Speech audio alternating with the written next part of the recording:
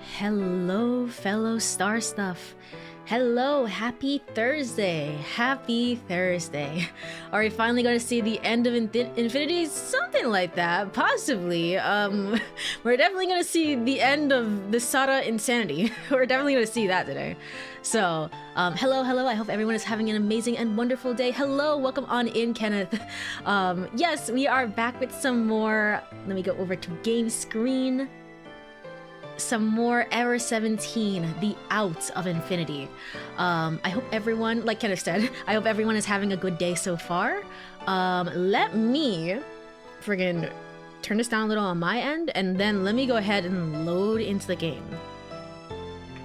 The Kid SARA Omen. Okay. I think it's this one. Yeah. Alright, cool. Alrighty. So, last time is the time of all times. Seemingly what happened is that we learned that SARA is actually Kid's little sister. So yippee, huzzah, yay, at least we know now. It was done in such a way that was, I think you could have, there's a lot of hints going on in it, like showing like, hey, SARA knows a lot about Kid in a way that like Kid doesn't really know a lot about himself. For example, when SARA, last time SARA was saying, it's like, oh, but you know how to swim, right, Kid? And she had a little bit of her concerned sprite, and she has that because it's like, yeah, I know you can swim, obviously, because I've seen you do it before. So there's a little part of it that's that in place, but for the most part, she didn't really bring up her older brother until literally just last stream.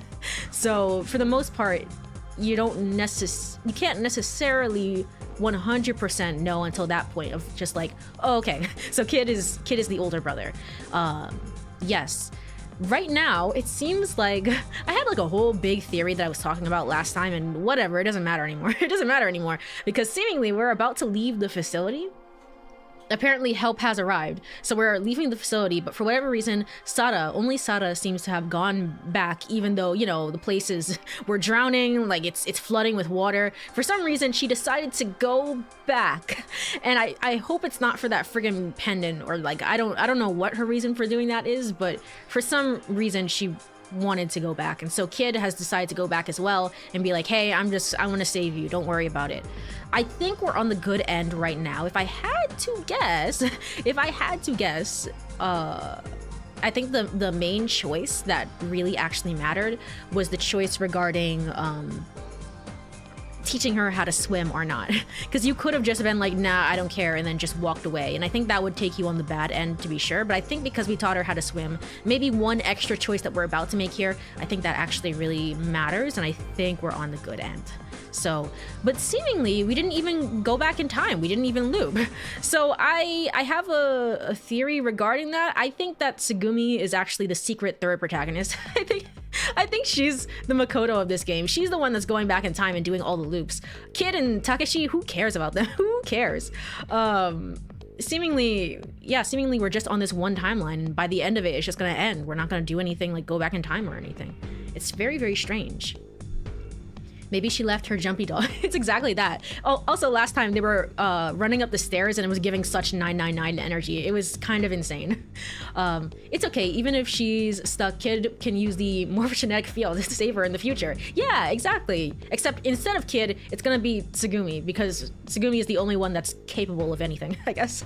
So, but yes, I think that's about it. We're gonna get the good end and the bad end for SARA today, and then if we have time, we're gonna start the Tsugumi route, which is the canon, well, the recommended rather, first route of the game that I didn't do because oopsie daisy. But yes, I think with all that said, we're all set to hop into the game. Let's see how our reading goes today. I'm a little frazzled. Like I said, starting April 1st, streams will be kind of sporadic for that month. So my brain, leading up to that, my brain is like all over the place. But we'll see how reading goes. If she had turned back part way, then she probably wouldn't have made it to Dritterstock. But I couldn't be sure. If she had gone all the way down to Dritterstock, then I would never make it in time if I looked around Dritterstock first. I didn't know what to do. I decided whether I would start looking on Dritterstock or from Zwetterstock. Oh, never mind. This is a very important choice.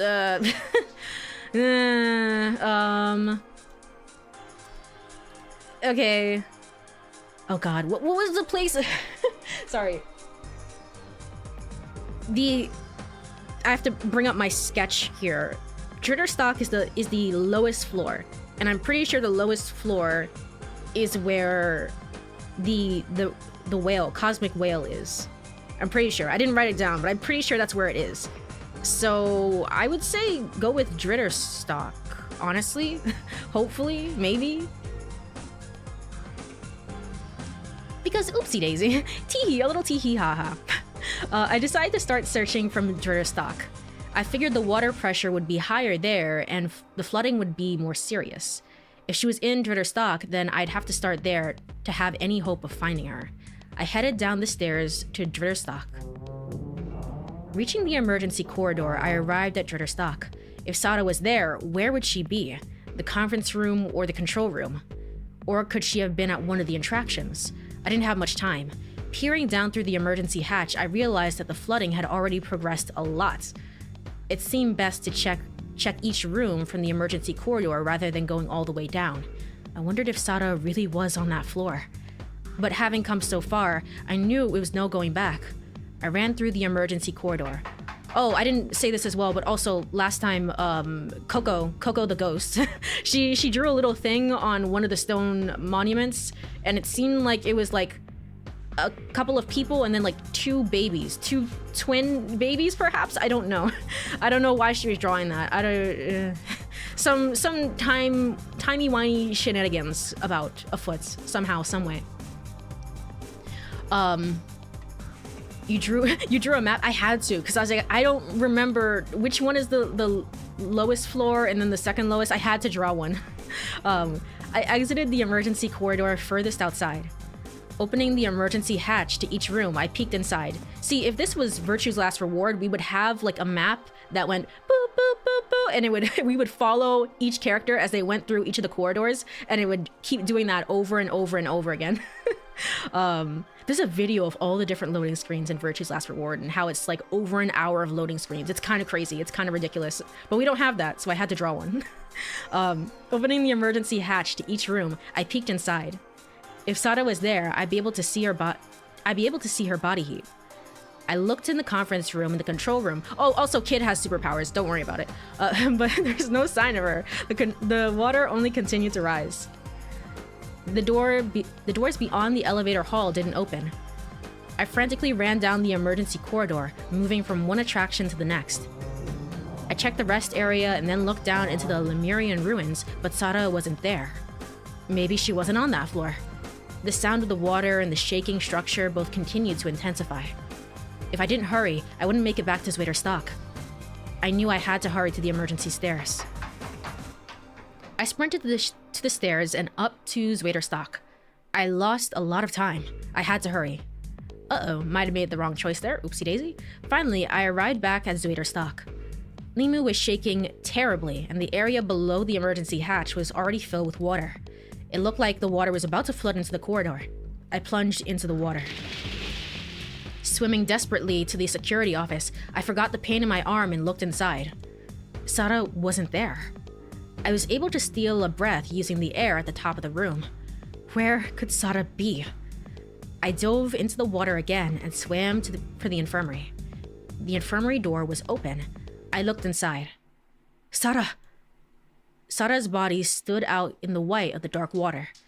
That room was also had a pocket of air near the ceiling. SARA was just barely floating there. I floated to the surface. Why did you go back in here? Was it really for the pendant, or? I really thought you would be in the cosmic whale room. I thought that was important to you, but I guess not. I guess not. SARA! I swam up next to SARA. Oni-chan. Also, she keeps saying this. She'll never stop saying this. Oh, man. This is why VLR's map was a blessing in disguise. I guess it really was for people like me who's like, I don't understand where we're going or what we're doing. I'm just kind of here for like all the vibes. It's just like, yeah, this is pretty cool. This is pretty neat. He has supervision now? Yeah, SARA and Kid have supervision, apparently, or something. They can see temperature through their eyes, or something like that. Are you okay, SARA? Yeah, I'm alright. She smiled weakly. She was spent and unsteady on her feet. Oni-chan, why did you come back? I came to get you, of course. To get me? Sure, I promised, didn't I? I see. You finally came to get me. Oh, I'm so sorry, SARA. I know I made you wait such a long time. No, it's alright. I mean, you actually came and everything. SARA, why did you come back? To get it's the friggin' pendant.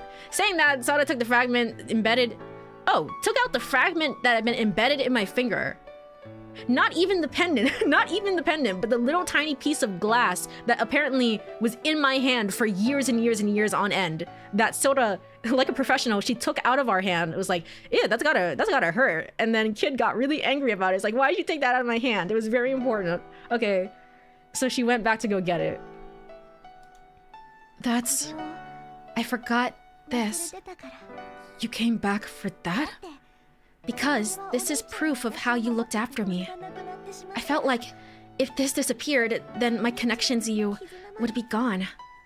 SARA, I'm sorry I got you involved in this mess. SARA, it's okay. I'm so sorry. It's alright. I only came to keep my promise. Thank you. I desperately tried to prop up SARA to keep her from sinking. I'm sorry. I can't keep up anymore. SARA, hold on! I'm sorry. So sorry. SARA, hang on! Fight, SARA! For some reason, I'm dizzy. SARA! I remembered that the air pressure there was compressed to 4.5 atmospheres because of the water pressure. SARA had probably gotten oxygen poisoning from breathing the oxygen-heavy air. Oh, if only I had been here sooner. Well, I was looking for you. I thought you'd be in the cosmic whale room. Why are you here? That compounded with the fatigue was from treading in the cold seawater. The combination had probably rapidly robbed SARA of her strength. SARA, hang in there! I'll try. But my body won't move anymore. I didn't know what to do. And I finally found SARA. Anyway, let's head for the emergency corridor. When I was there, the water hadn't flooded into the emergency corridor. If we could just get there. Listen, SARA. I grabbed the weakened SARA and tried to dive underwater. Then it happened. Screech! Uh-oh. Uh-oh. The metallic scream echoed through Limu as a shock racked the structure. At the same time, the flow of the water increased dramatically. Again, I brought this up last time. I mean, it doesn't really matter because Sora is like a hologram AI, and I don't know. I don't know where her servers are per se. Like, you know, I don't know where she truly exists in the world, but she kind of just like disappeared entirely from this route. So it's like, does she get to join in whatever bad end or good end happens? You know, is she gonna be there or? Yeah, whatever. This is the SARA route, not the Sora route. So who cares? At the same time, the flow of the water increased dramatically. The shock shook SARA loose from my grasp. Oh my god. Oh my god. I frantically struggled to lift her up. It looked like she had swallowed some water. Her breathing was labored.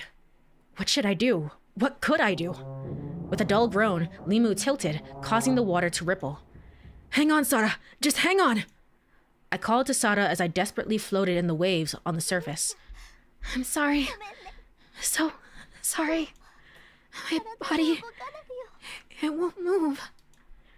No, SARA, hang on! We finally found each other! SARA, open your eyes! SARA! Oni-chan. Oh, it's the title theme. Uh-oh. I didn't make a good choice. This is the true end of the game. I don't think I made a good choice here. I freaking love this song, by the way. It's so good. It's so good. Oni-chan, thanks for coming back. Thank you. Sara's body went limp. I swore inside my mind. Why? Why? Why? I wondered if there was really no way that I could save her. I took a big breath and dove underwater, holding Sara. I meant to get us out of Limu. If we stayed there, we would have been crushed. The irregular shocks continued, and the sound of metal on metal echoed harshly. Limu was already mostly filled with water. I ducked into a crack running down the wall that had been just big enough and slipped outside. There, the sprawling darkness of the ocean surrounded me. Oh, so we got out of the facility then. My only hope was that the light piercing through the water from above, was the light, rather. Clutching Sara, I swam toward it. But swimming with my injured arm and holding a limp Sara was nearly impossible. The water pressure constricted my chest, forcing out my air. But I kept swimming. My body was screaming for air. My eyes clouded. Flashes of white light darted across my vision. It was no good, I couldn't see. I wasn't sure if we were heading upward or maybe downward. Sara's right arm felt cold, nearly frozen. I didn't think of shit. I couldn't take it anymore, I swallowed water. My consciousness was slipping. My body had no power. Sara. I was so sorry, Sara. I just couldn't seem to save her. Sara! The darkness enveloped me, stealing away my consciousness.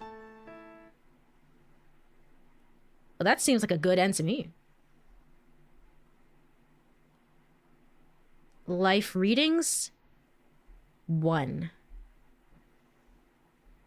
It's kind of scary. It's like one, look at it. It's like going super slowly. So there's only one person left. This story is not over because only you are in the infinity loop. Am I, or is it Tsugumi? I don't know about that. I don't know about that. Holy shit. Well, that was sad. That was kind of sad. It was also auto-scrolling, so I didn't catch some of that, but interesting. So is it going to be, because like I was saying, Tsugumi, secret third protagonist, watch out for her. Watch out for her. But like, I don't know, are they saying that rather than in Never 7, where it's like the loops are actually baked into the story, like it is canonical that Makoto then goes back and is like, huh, what's happening? Whoa, you know? Instead of doing that, they're making it a slight gameplay thing instead, where it's like, yeah, you knew to make the right choice because you got the bad end, so now you're going back in time and redoing it. Because to be honest, that's how I thought Never 7 was gonna do it, and apparently that didn't happen. Apparently that didn't happen at all. But it seems to be like incorporating some form of gameplay in here instead. Okay, let's go back and try and get a good ending, I guess. I guess. How was I supposed to know she's in the infirmary? That doesn't make any sense. You and I have very different definitions of good. Well, you know. That was sad. It was pretty sad. It was slightly sad because it's like, man, I think the music especially really helps. I would say it's on the same. Maybe, I'd say it's a little sadder than anything that happens in Never 7, but I think the music especially really helped a lot. Like, I love the theme that plays. It's actually, like, it's so good. It's really, really good. So that helped a lot with it. All right, where did I do this one? So we're gonna go to Zwederstock instead. Okay. No, I thought Sara was somewhere in Zwederstock. Did I finish my thought? The thought I was having was that essentially Tsugumi, secret third protagonist, yes, but also it seems like Kid is having like some flashbacks, some memory things as well. Like when he saw Tsugumi essentially being like the thing had fallen on top of her and it's like, I can't go on, like she's gonna drown here because she's stuck under the whatever cabinet that fell on her. So on some level, it's like, yeah, Kid is doing at least some amount of looping, something downloading memories, or I don't know, something like that. So no, I thought Sara was somewhere in Zwederstock. I didn't know why, but I was sure of it. She was probably somewhere in Zwederstock. I knew it might be a meaningless hunch. What would happen if I got this first then? What would happen? That's kind of how 999 did it. You as a player had to personally see the bad end to know how to get the good end. Yeah, exactly. So it's way more in line with Zero Escape then at this point. But also, like, What if I got the good end? I guess they're just gonna assume it's like you did the bad end before doing this, right? Maybe that's the point. They kind of bait you into thinking like, oh, she's obviously in the cosmic whale room. Why wouldn't you think otherwise? It's like, no, she's not there at all. So, but maybe it was our sibling bond talking to me. I mean, you've barely spent any time with, well, sure, whatever. You barely spent any time with her in the last whatever years, but sure. Sara and I had the same blood in our veins. That was my thinking. It was probably my imagination, but it was all I had to bet on. I opened the emergency hatch and saw that the water had already covered 3/4 of the corridor. Without hesitating, I threw myself in. The water flowed unpredictably, with whirlpools forming in various places. We also don't know if the life reading thing that they showed at the very end there. What is that? Because it's like, my first thought is like, oh, it must be, they must be counting SARA. SARA was the only person left, but it's gonna have something to do with Coco, isn't it? I don't know what Coco is. I don't know why Coco is the way that she is. Something like that. The water flowed unpredictably, with whirlpools forming in various places. I endured the pain in my right arm and swam desperately. First, I looked in the security office. There was no source of heat that looked like SARA. From there, I made for the warehouse, but SARA wasn't there. I checked the merry-go-round, but she wasn't there either. Ahead of me was the elevator. No SARA. I swam back up the corridor. Water had completely covered the entrance to the infirmary. I took a breath and dove underwater. I put my hand on the door and peered inside. And there was SARA. SARA's body heat made her stand out brightly against the cool surrounding darkness. I went into the infirmary and floated to the surface. SARA looked surprised when I broke through the surface. Oni-chan. SARA, you're all right. Why are you here? I promised, didn't I? I told you that I'd come find you, didn't I? It's Sunday. Okay. How? When did this happen? I thought it happened early. This all was taking place early Saturday morning. How do we get to Sunday? Finally, the roaring sound stopped and the flow of water slowed. Oh, never mind. I must be wrong about that. I guess it was happening Saturday night, rather. The squeaking and screeching of metal on metal also died down. It seemed like the flooding had stopped. There was still a little air left in the ceiling of the infirmary. It was kind of like a cup flipped upside down and mostly filled with water. SARA and I were floating there. It looks like things are quieting down a little bit. Because I'm on the good end now and not the bad end. Ha ha ha, what? What? What are you talking about? Don't worry about it. I looked at SARA. In the darkness, the only thing giving off a gentle aura of light was SARA. Are you okay, SARA? Yeah, I'm okay. Just a little cold. SARA forced a smile for me. SARA, why'd you come back? All you had to do was go a little farther and you would have been safe. Do you promise you won't get mad? I don't promise. I'm about to get mad at you because why did you do that? That was stupid. Mad? Why would I get mad? Well, just tell me. I thought something was strange. From the beginning, SARA had always seemed like she had the upper hand in our relationship.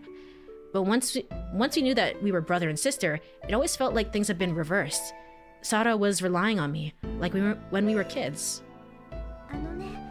Well, this. SARA lifted her right hand. Pinched between her fingers was a shard of mirror from my finger. Hey, isn't that the piece of the mirror? Yeah, I realized when we were running that this had been left here. So you came back for something like this? It's not just anything. This was something you fought so hard to protect. SARA. But this isn't worth risking your life just to come back for. You had the pendant anyway. You're right. I'm sorry. I got you involved in all of this. I chose to turn back. You can't blame yourself for that. No, I'm sorry. After that, SARA didn't speak for a while. And in that time, we could be getting out of the facility, right? Right? SARA? To tell you the truth, it wasn't just that. Huh? I was scared to go outside. Scared of what? I thought that once I got outside, everything would return to like it was. And once I thought about that, I couldn't move anymore. Like it was. What are you talking about? I thought that Lee Bleach would start controlling us again, that all my freedom would be taken away. Oh, okay. Well, I guess that's a little bit of a better... That's a bit of a better reason, right? Because, I mean... I think you could still try and hide it, but I mean, you could do a lot of things. You could try and run away, you could try and do anything, like... but I think that's a better reason at the very least. At the very least, yeah, I would agree with that. When I thought about that I'd never be free... When I thought I'd never be free again, I was paralyzed. Paralyzed? Ever since we've been trapped in Limu, everyone has been trying to escape, but... I was happy. No one was looking over me, and I'd be able to decide things for myself. When I thought about that, I was so happy. Ever since I entered Leigh Bleach's research institute, I haven't felt free even once. SARA's words left me stunned. I'd wondered why I'd never thought of things that way before. Leigh Bleach had written me off early on. I figured it was probably because of the only special power I figured that it was probably because of the only special power I had was seeing infrared light. Do you have something else? Do you have the ability to go through time? What is your power? But SARA was probably different. The way she had been able to use computers, you would call her a first-rate hacker. Oh yeah, she's also like very smart. I guess, yeah, Kid doesn't really have that, so... it was probably only the beginning. After I left the institute, SARA had lived under constant observation and undergone experiments. Thinking about it then amazed me. When all this started, I thought this accident was just some kind of test of my abilities or something. And when I found out that Sora was RSD generated, I suspected that she was here to observe me. But since Nakyu was here, I realized that it was probably just an accident. And it made me happy. Until now, everywhere I've gone, there's always been someone watching me. Even in high school or when I was out around town, what the hell? It was pointless trying to escape. The only place I had to go back was the research lab. And back at the lab, the only thing waiting for me was more experiments and tests. I've never had a taste of freedom. I suppose that's why I was happy about the accident. Maybe I shouldn't say it. I mean, everyone was so desperate and everything. But I've never had the freedom like this. SARA. That was all I could say.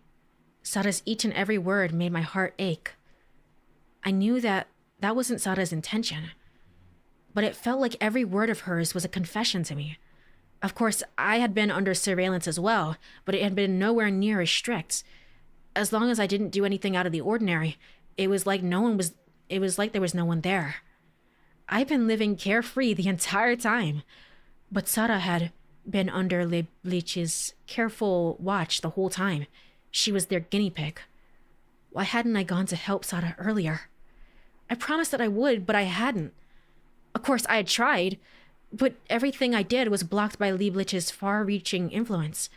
Still, I knew there could be no excuses. Why hadn't I tried harder? Why? Oni-chan. SARA was calling to me. I've been daydreaming in my own world. Oni-chan, thank you. For what? Because you came. No, I left you there by yourself. I didn't come for you. Yes, you did. And I want to thank you. SARA said that and smiled. The smile also seemed tinged with resignation. I don't care anymore. It's okay to die here. SARA, what are you saying? I finally tasted freedom. And I was able to meet you. Before, not you, the other you, but you, you as in Kin. If it means going back to the life I had before, then I'd rather. Dying here and now would be better. Up until now, I never even had the freedom to die. Her words shocked me into silence. I had no idea that SARA's life up until then had been so hard. But no, SARA. Oni-chan, don't talk like that. We're gonna live, no matter what. I wasn't about to let SARA die there. There's absolutely no way that I would let SARA die. If you die here, that means you've lost to them. You're going to live, survive, no matter what. It was my responsibility to help SARA live. SARA, let's go, I said. Where? To the ocean's surface. How? We'll swim. It's impossible. The pressure will be okay. The air pressure here has been compressed by the water pressure. We're at about 4.5 atmospheres here. Even if we go into the ocean from here, our lungs will be okay. But still, we don't know that help will come for us, and even if it does, it might be too late. Besides, it's too dangerous for us to stay here. Listen, SARA, we're breathing at 4.5 atmospheres. If we stay here, we're in danger of oxygen poisoning or nitrogen narcosis. There we go. And we have no idea how long Limu will hold. If Limu collapses, then we'll get dragged down with it. It's too dangerous to stay here. Hey. What? You know I can't swim, right? It's okay, we had the little bonding session, the practice. It's okay, we should be fine. You'll be okay. You're kind of swimming right now, right? You just have to remember the lessons I gave you. But it isn't the same. I'm just floating right now. It's different than swimming in the ocean. SARA, you'll be okay. Don't worry. I'll lead you. I'll pull you all the way. No, it's not possible. We can do it. Believe in your brother. I came here. I came to help you, SARA. Oni-chan. We've got the good music. Now we know it's the good ending. It has to be the good ending. It has to be. Otherwise, you know, otherwise we have to get a third ending in which Tsugumi is the protagonist and it's like, God damn it, they're all so stupid. Now I have to go down here and fix everything. SARA, believe in me. SARA clasped the pendant she was wearing around her neck. Let's go, SARA. Okay, Oni-chan. I pulled SARA along with me, and we left the infirmary. We moved from air pocket to air pocket, looking desperately for a place where the wall had collapsed in. We finally found a tear big enough for us to squeeze through, and we doubled to the nearest air pocket. We took a number of short breaths to boost the oxygen level in our blood. Finally, taking a big breath, I grabbed onto SARA's hand and led her through the hole into the ocean. Oh, look at this. This is it's look at that. I actually get key art for this. I don't believe it. Oh, that's nice. With the walls and the floor gone, I lost sense of which way was up and which way was down. But soon, I saw a faint light in the water above. I held SARA under my arm and headed for that light. I desperately thrashed my legs and swam with my broken arm. The water pressure was slowly pushing the air from my lungs. SARA's face twisted in pain. I was in agony. Still, I swam, struggling to pull SARA toward the light.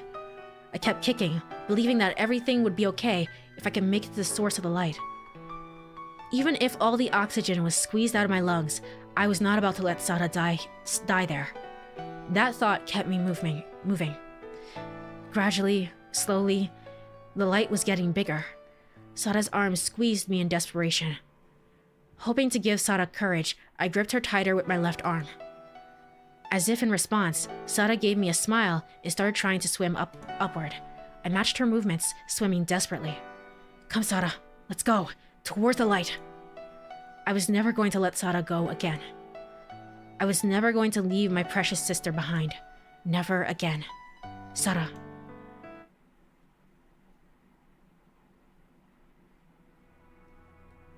The heck is this? Why are we back here? Oh, is this like, I don't know, credits? Or like, what is this? It's also really fuzzy. What the hell? It's really, really fuzzy. Oh, it's a control room. What is this? It's kind of scary, to be honest. What is this? Please tell me it's just like, I don't know. It's just credits.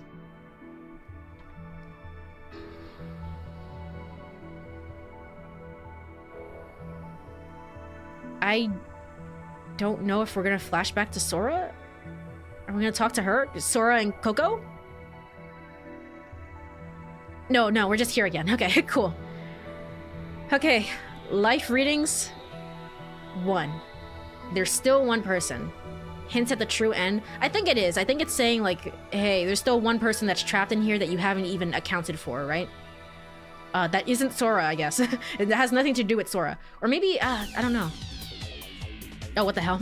Okay, we're getting credits. We're getting credits now. Yay! Yay! First ending of the game. Yay! Matsunaga is Kana Ueda. I don't recognize the name. I'll be shocked if I recognize anyone, honestly. Tsugumi is Yu Asakawa, and what was her name? Hiroko Kasahara, and Koko Hisao Mochizuki. And Kid is voiced by and Takashi is Soichiro Hoshi. Sub-characters. What sub-characters? What are you talking about? What are those? Okay. Oh, I guess like the man that was like, shut up, you're crying, stop crying. There he is, Katara Uchikoshi, he's real. I can't believe it. I can't believe it. Alright, cool. We got one ending, and it's super duper blurry. But I'm glad at the very least it's not like stuttering. I was afraid of that. It seems to be running fine. There's no vocals for this track, so it should be fine. Maybe in the true end we'll get like vocals for this song. Sorry, I know you was saying like my name is actually really long, don't even worry about it, but like I didn't even register or process what her name was. Okay. Hopefully, I don't know, maybe on the second time, I'm not gonna stress too much about it, but like maybe on the second time around, I will try and look at it. Just in case it's like an actual spoiler to her name or something like that. I don't know. But yes, that was the SARA route of Ever 17, the out of Infinity. Almost forgot the name of the game. Overall, it seems pretty in line with, I would say it's pretty in line with the Never 7 in the way that's like you're trying to save a girl at the end of the day. You're trying to save somebody and stop them from their bad ends. But again, it seems like the two biggest changes is that the looping is actually a gameplay focused thing rather than a story focused thing where it's like, whoa, we're going back in time, whoa, you know? It seems to be that, I would say. And then the other thing is that there's still an overarching mystery that we have no idea about. Again, something with Coco. Why is she not registering? Why is sometimes she's there and sometimes she isn't? And why is only Kid seeing her? Different things like that. We don't have the full story. But it was fine. It was fine. It's not my favorite. It was... Oh, we have a little after credits. Okay, cool. These don't happen in Never 7, I don't think, as far as I'm aware. But like right now I'm gonna say it was fine. It's not like my favorite thing in the world of it just seems to just like be, whoa, a twist, and then like we're kind of wrapping things up. It seems to be very still in line with Never 7. But for the most, it's not like bad or anything like that. It's not bad. I still find it very interesting that we didn't go back in time. Story-wise, we didn't go back in time, right? So at some point that has to be brought up by somebody else. I heard a low mechanical sound from far away. The breeze passed through the tree's leaves, making them rustle. Does this plot have any connection to Never 7? As far as we know, it's presumed to be in the same universe, because I think at one point somebody... Well, I don't know. I could be wrong about this. I don't even know anymore. I think at some point somebody brought up the existence, like clones are real and they do exist in this world. So it's presumed to be in the same timeline, but I mean, it's like...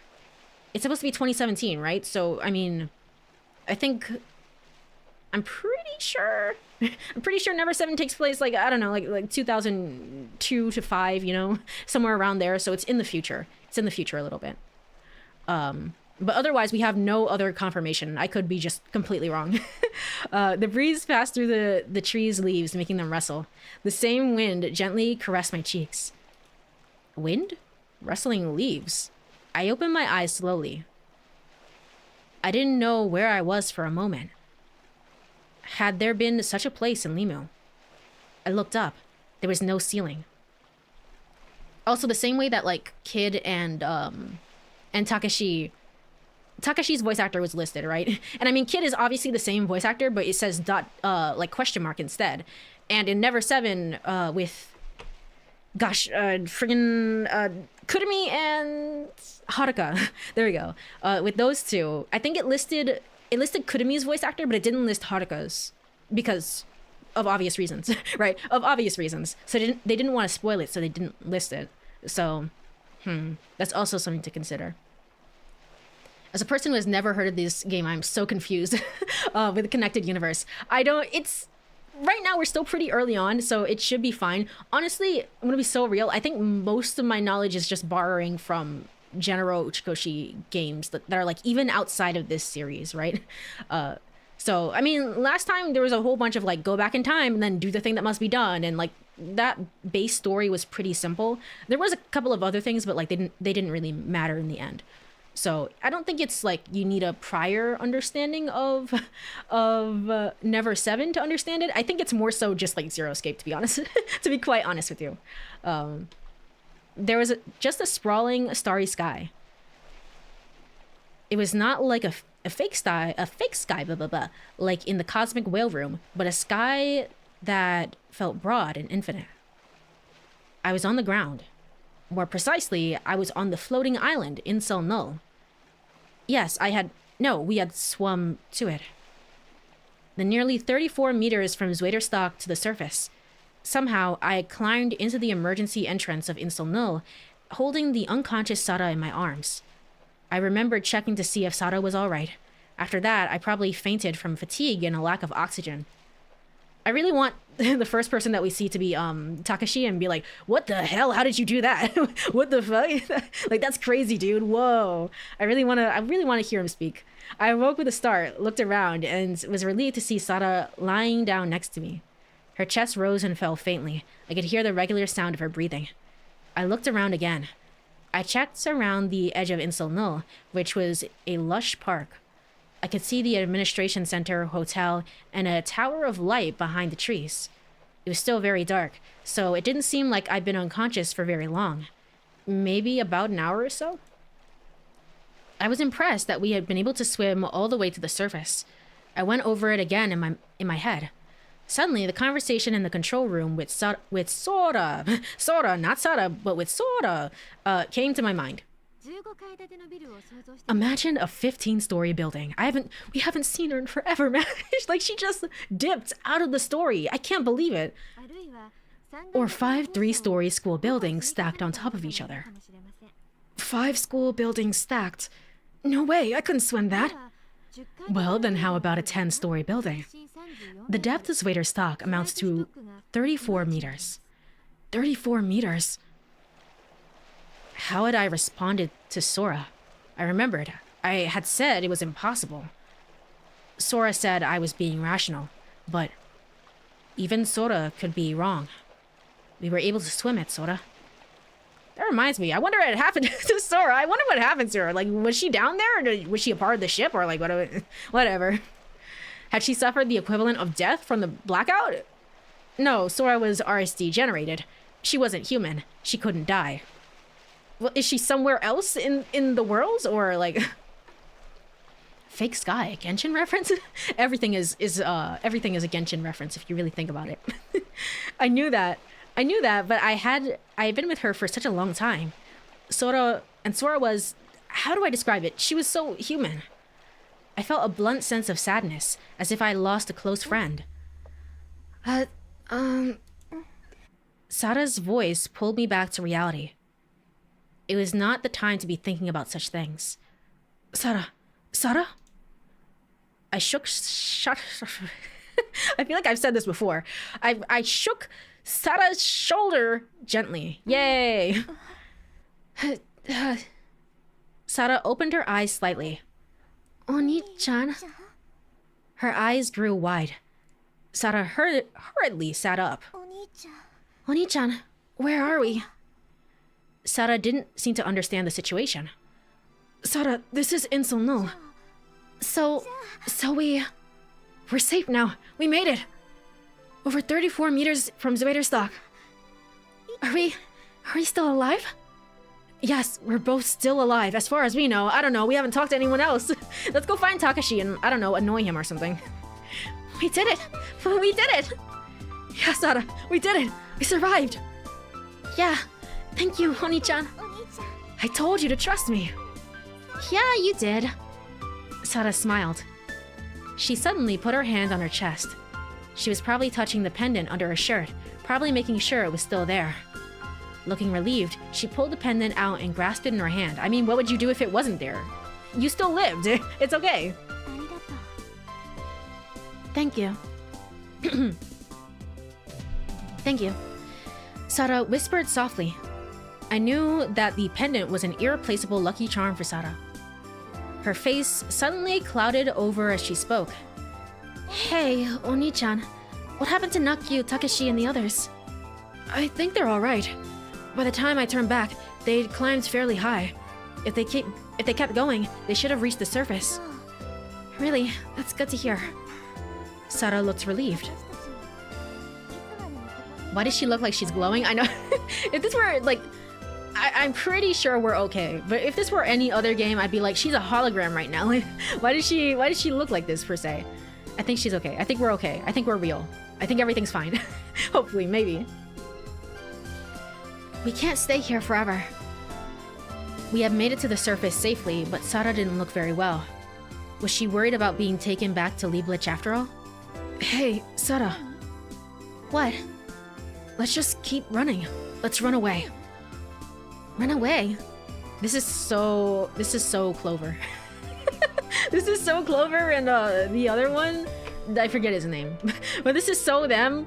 Oh my gosh. Yes, from them. I mean, from Lieblich. No, it's impossible. It is possible. How could you say that? You know about them, right? Think about it, Sara. This island had to be in utter chaos, right? Limu was flooded, and the whole complex is totally destroyed. And since you and the others got out, this place should be in major confusion, right?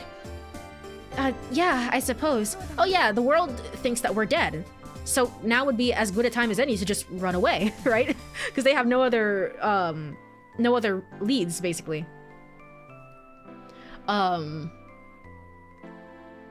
I was gonna go with Ghost, but a holograms probably makes more sense for the plot. Yeah.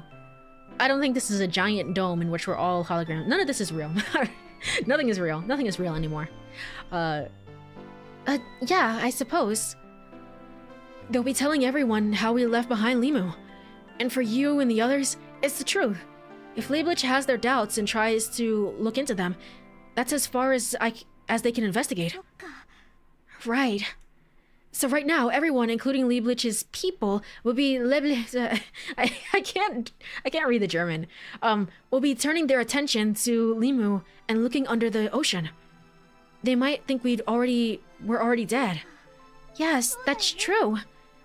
So, now it's our chance, isn't it? Yeah, right now is the chance we've been waiting for. You're so incredible, Oni-chan. We're already here, so it's impossible for them to find us in Limu. And if they don't find us in Limu, they'll expand their search for us to the sea and around this area. Right. They might suspect that we died and the current carried us off somewhere. In the meantime, if we hide somewhere, they shouldn't be able to follow us, right? Well, I'm not sure we can pull it off that easily, but we'll still have a big head start before they figure out the truth. Yeah, right. Oh, but... Suddenly, Sara looked down. But how are we going to escape from this island? I guess just stow away. Somehow, some way, we'll make it work. I mean, we can't escape without a way off this island, right? Yeah, that's... Sara looked at me as if she were full of confidence in me. Well... She had me. I hadn't thought about that. I hadn't thought that far ahead. I thought we would be alright if we could just make it to the surface. I desperately tried to think of something. I mean, we can rely on at least one of our friends. You probably, maybe Tsugumi, maybe possibly, I don't know. Somebody. I know, I've got it. There should be all kinds of people around right now that aren't normally here, like construction workers and technical staff. So ships and helicopters, blah blah blah, should come and go frequently. First of all, we find some clothes and change. Clothes that are gonna fit us, I guess. Especially your uniform, it really stands out. No, you're right. Sara looked herself over again. And if we can't get aboard a helicopter, then we sneak onto some ship and get to the port. After that, we're going to be all right. You're amazing.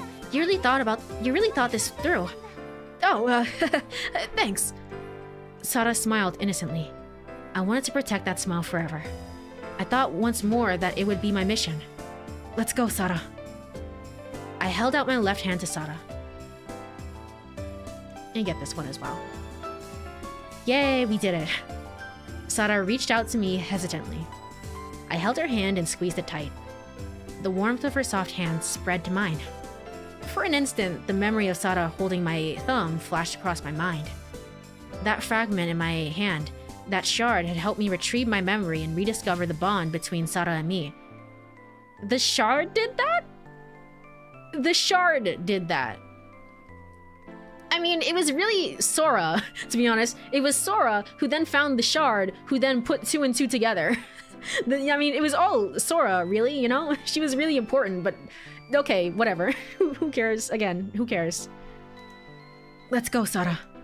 Okay, Oni-chan. We're going to be free. Free. Yes, free. Yeah. I would never leave SARA again. I would protect SARA no matter what. We started running toward freedom. The story is not over because only you are in the infinity loop. Are you sure? Only you. Only you.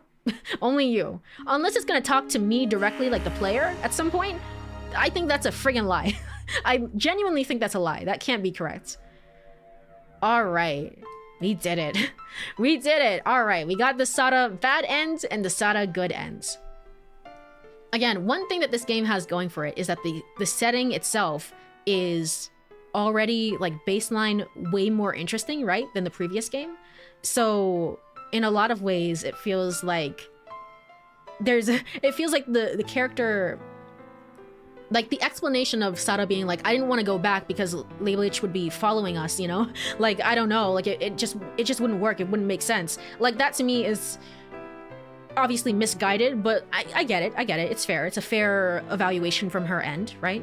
So already it seems like a much better story, and it follows through on that, right? Because the most interesting part, until it wasn't, obviously, but the most interesting part of Never 7 was the cure route, the Izumi cure route.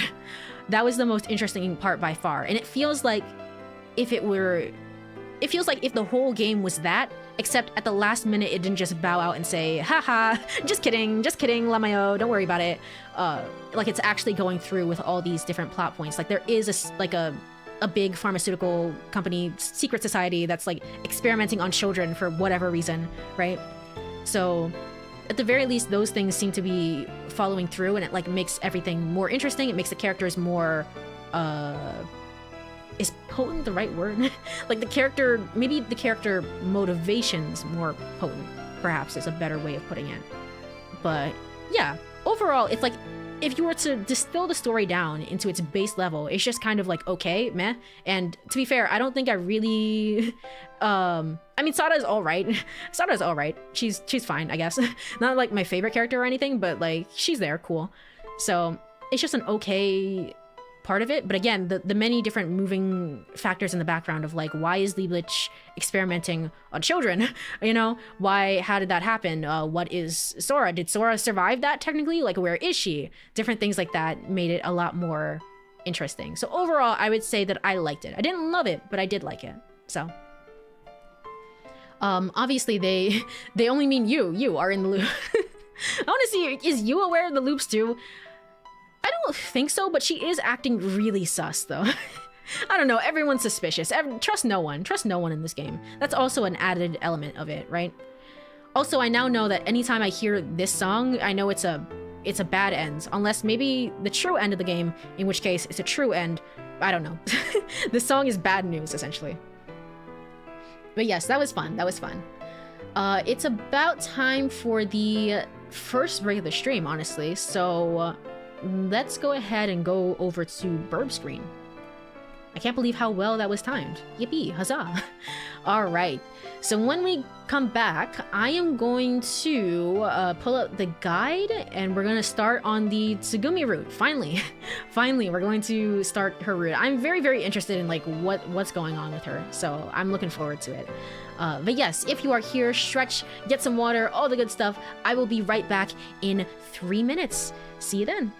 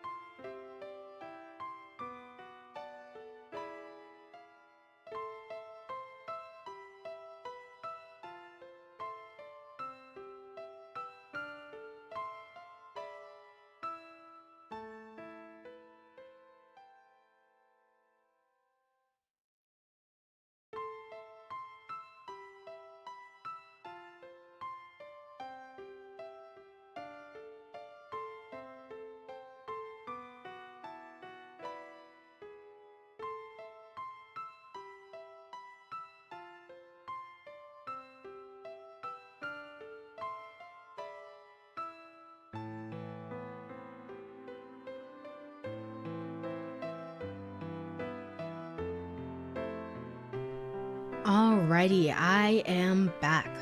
Let me go over back to game screen. Let me put this over here.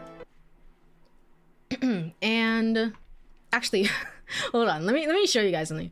What do I do? Hold on.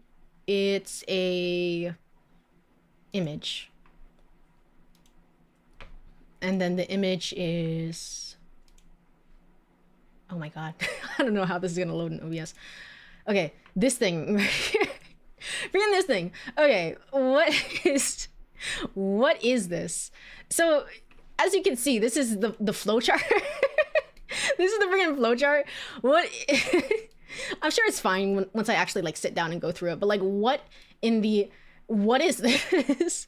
So I guess you just like you follow it and you go through here, and then you go like you do this and like you like And then you go down further over here, and then you have to go and do other things like this, and it depends on which route you're trying to get for, and like this. I thought you made this. No, I would never. I would never. This is really fun though. It's also just like really overwhelming. I did like a quick glance through of it, and I was like, oh my god, what the hell? What the hell is this? Why is there just one route that goes on for longer than the others? What is this? Oh no. Okay, I guess it's just more scenes in one of the routes, I guess. Okay, and it goes all the way down. It goes all the way down to over here. This is the flowchart that we're going to be using. It came with with the patch that I downloaded. Copyright Daniel Dawson. Thanks, Daniel. Thank you. Again, I'm sure it's not actually that bad, but it's just like I saw it at a first glance and I was like, what in the hell is this? Really fun, really fun. All right, let me go over and get rid of this. Sure you wish to remove it? Yeah, okay. I have to study like an exam to get all the different endings. It feels that way, doesn't it? Okay, so I think we're all set. It says, also, wait, hold on. In here as well, it says at the very end, I don't know what this means. I guess I'll know this at some point, but it says chronology. The following is a full timeline of what happens in Ever 17. This comes from the credits and also the chronology released with the PSP version of Remember 11. Okay, so I guess Remember 11 maybe is tied to this game in some way, at least more than Never 7. I'm not gonna, it's a button and it says show spoilers. I'm not going to click on that, obviously, but I just find that, I find that one comment out of context to be so funny. It's so hilarious. Like, what are you talking about? Okay, with all that said, I think we're gonna do a new game. I think we're all set. Yeah, new game. All right, and now we can go.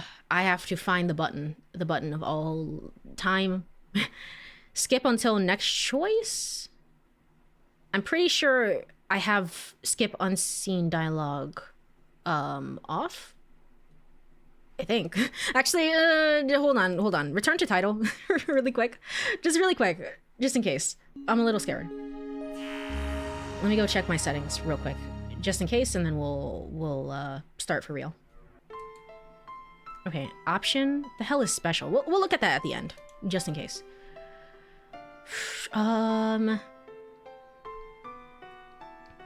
Window skip mode red all. Okay, cool. Disable skip after choice. Voice sync no.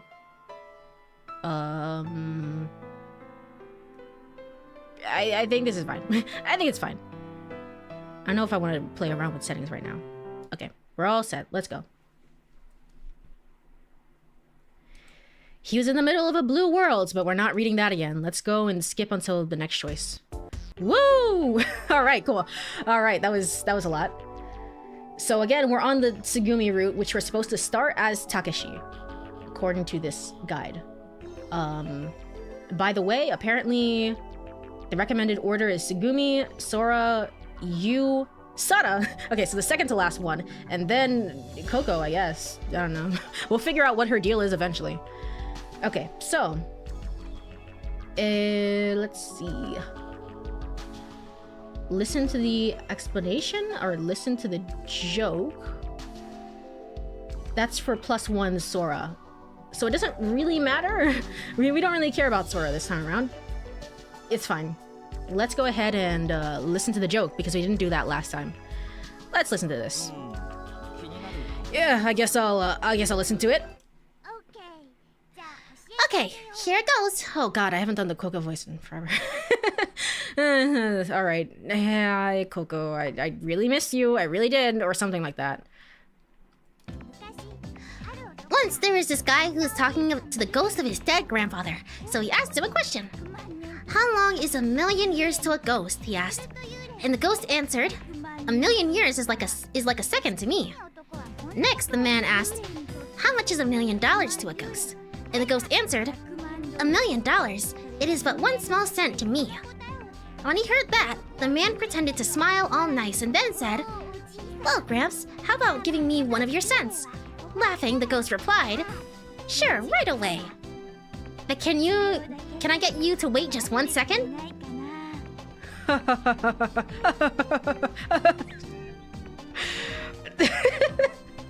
I went through one whole route where I died, Coco, just to come back here and have you tell me this shit? What was this for?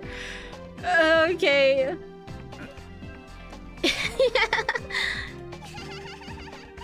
Sure, whatever. Well, that's a pretty good joke, huh?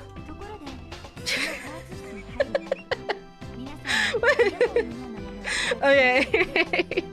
By the way, before we entered the pressurization chamber, we handed earphones out to everyone. Remember? Oh, did we skip dialogue, or like did that even matter?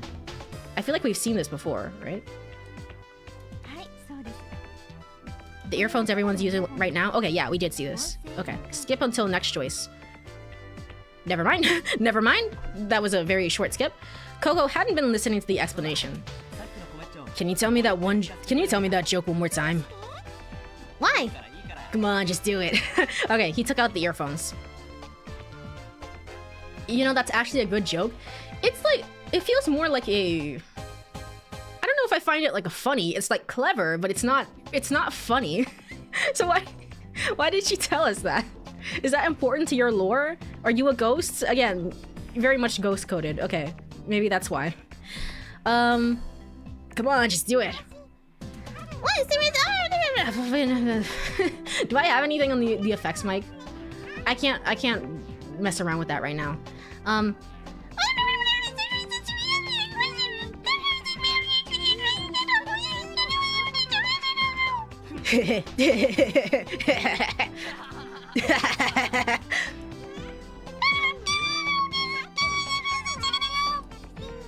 He put the voice alternators back in his ears and looked back at the staff member again.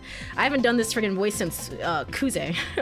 Is that his name? Kuze from 428 Shibuya Scramble? My god. My god. And that pretty much covers it. Okay, so I think we're safe to skip. Skip until the next choice. Yay! Yippee! Huzzah! All right. Truly amazing voice acting. Thank you. It's one of my favorite voices to do. I love how incomprehensible it is at all given times. It's the kind of joke that I would sit at staring at her deadpan, but silently giggling inside. I guess that's fair. That's fair. It's not like it's a... I just don't know if I would classify it as a joke, you know? Trying to hide a smirk. Yeah, it's like... It's clever, like, huh, look at that. But it's not a joke. Again, she went around the entire facility asking people, do you want to hear my joke? My joke is so funny. And now that we've heard it, it's like, what the hell? Why is she like this? Okay.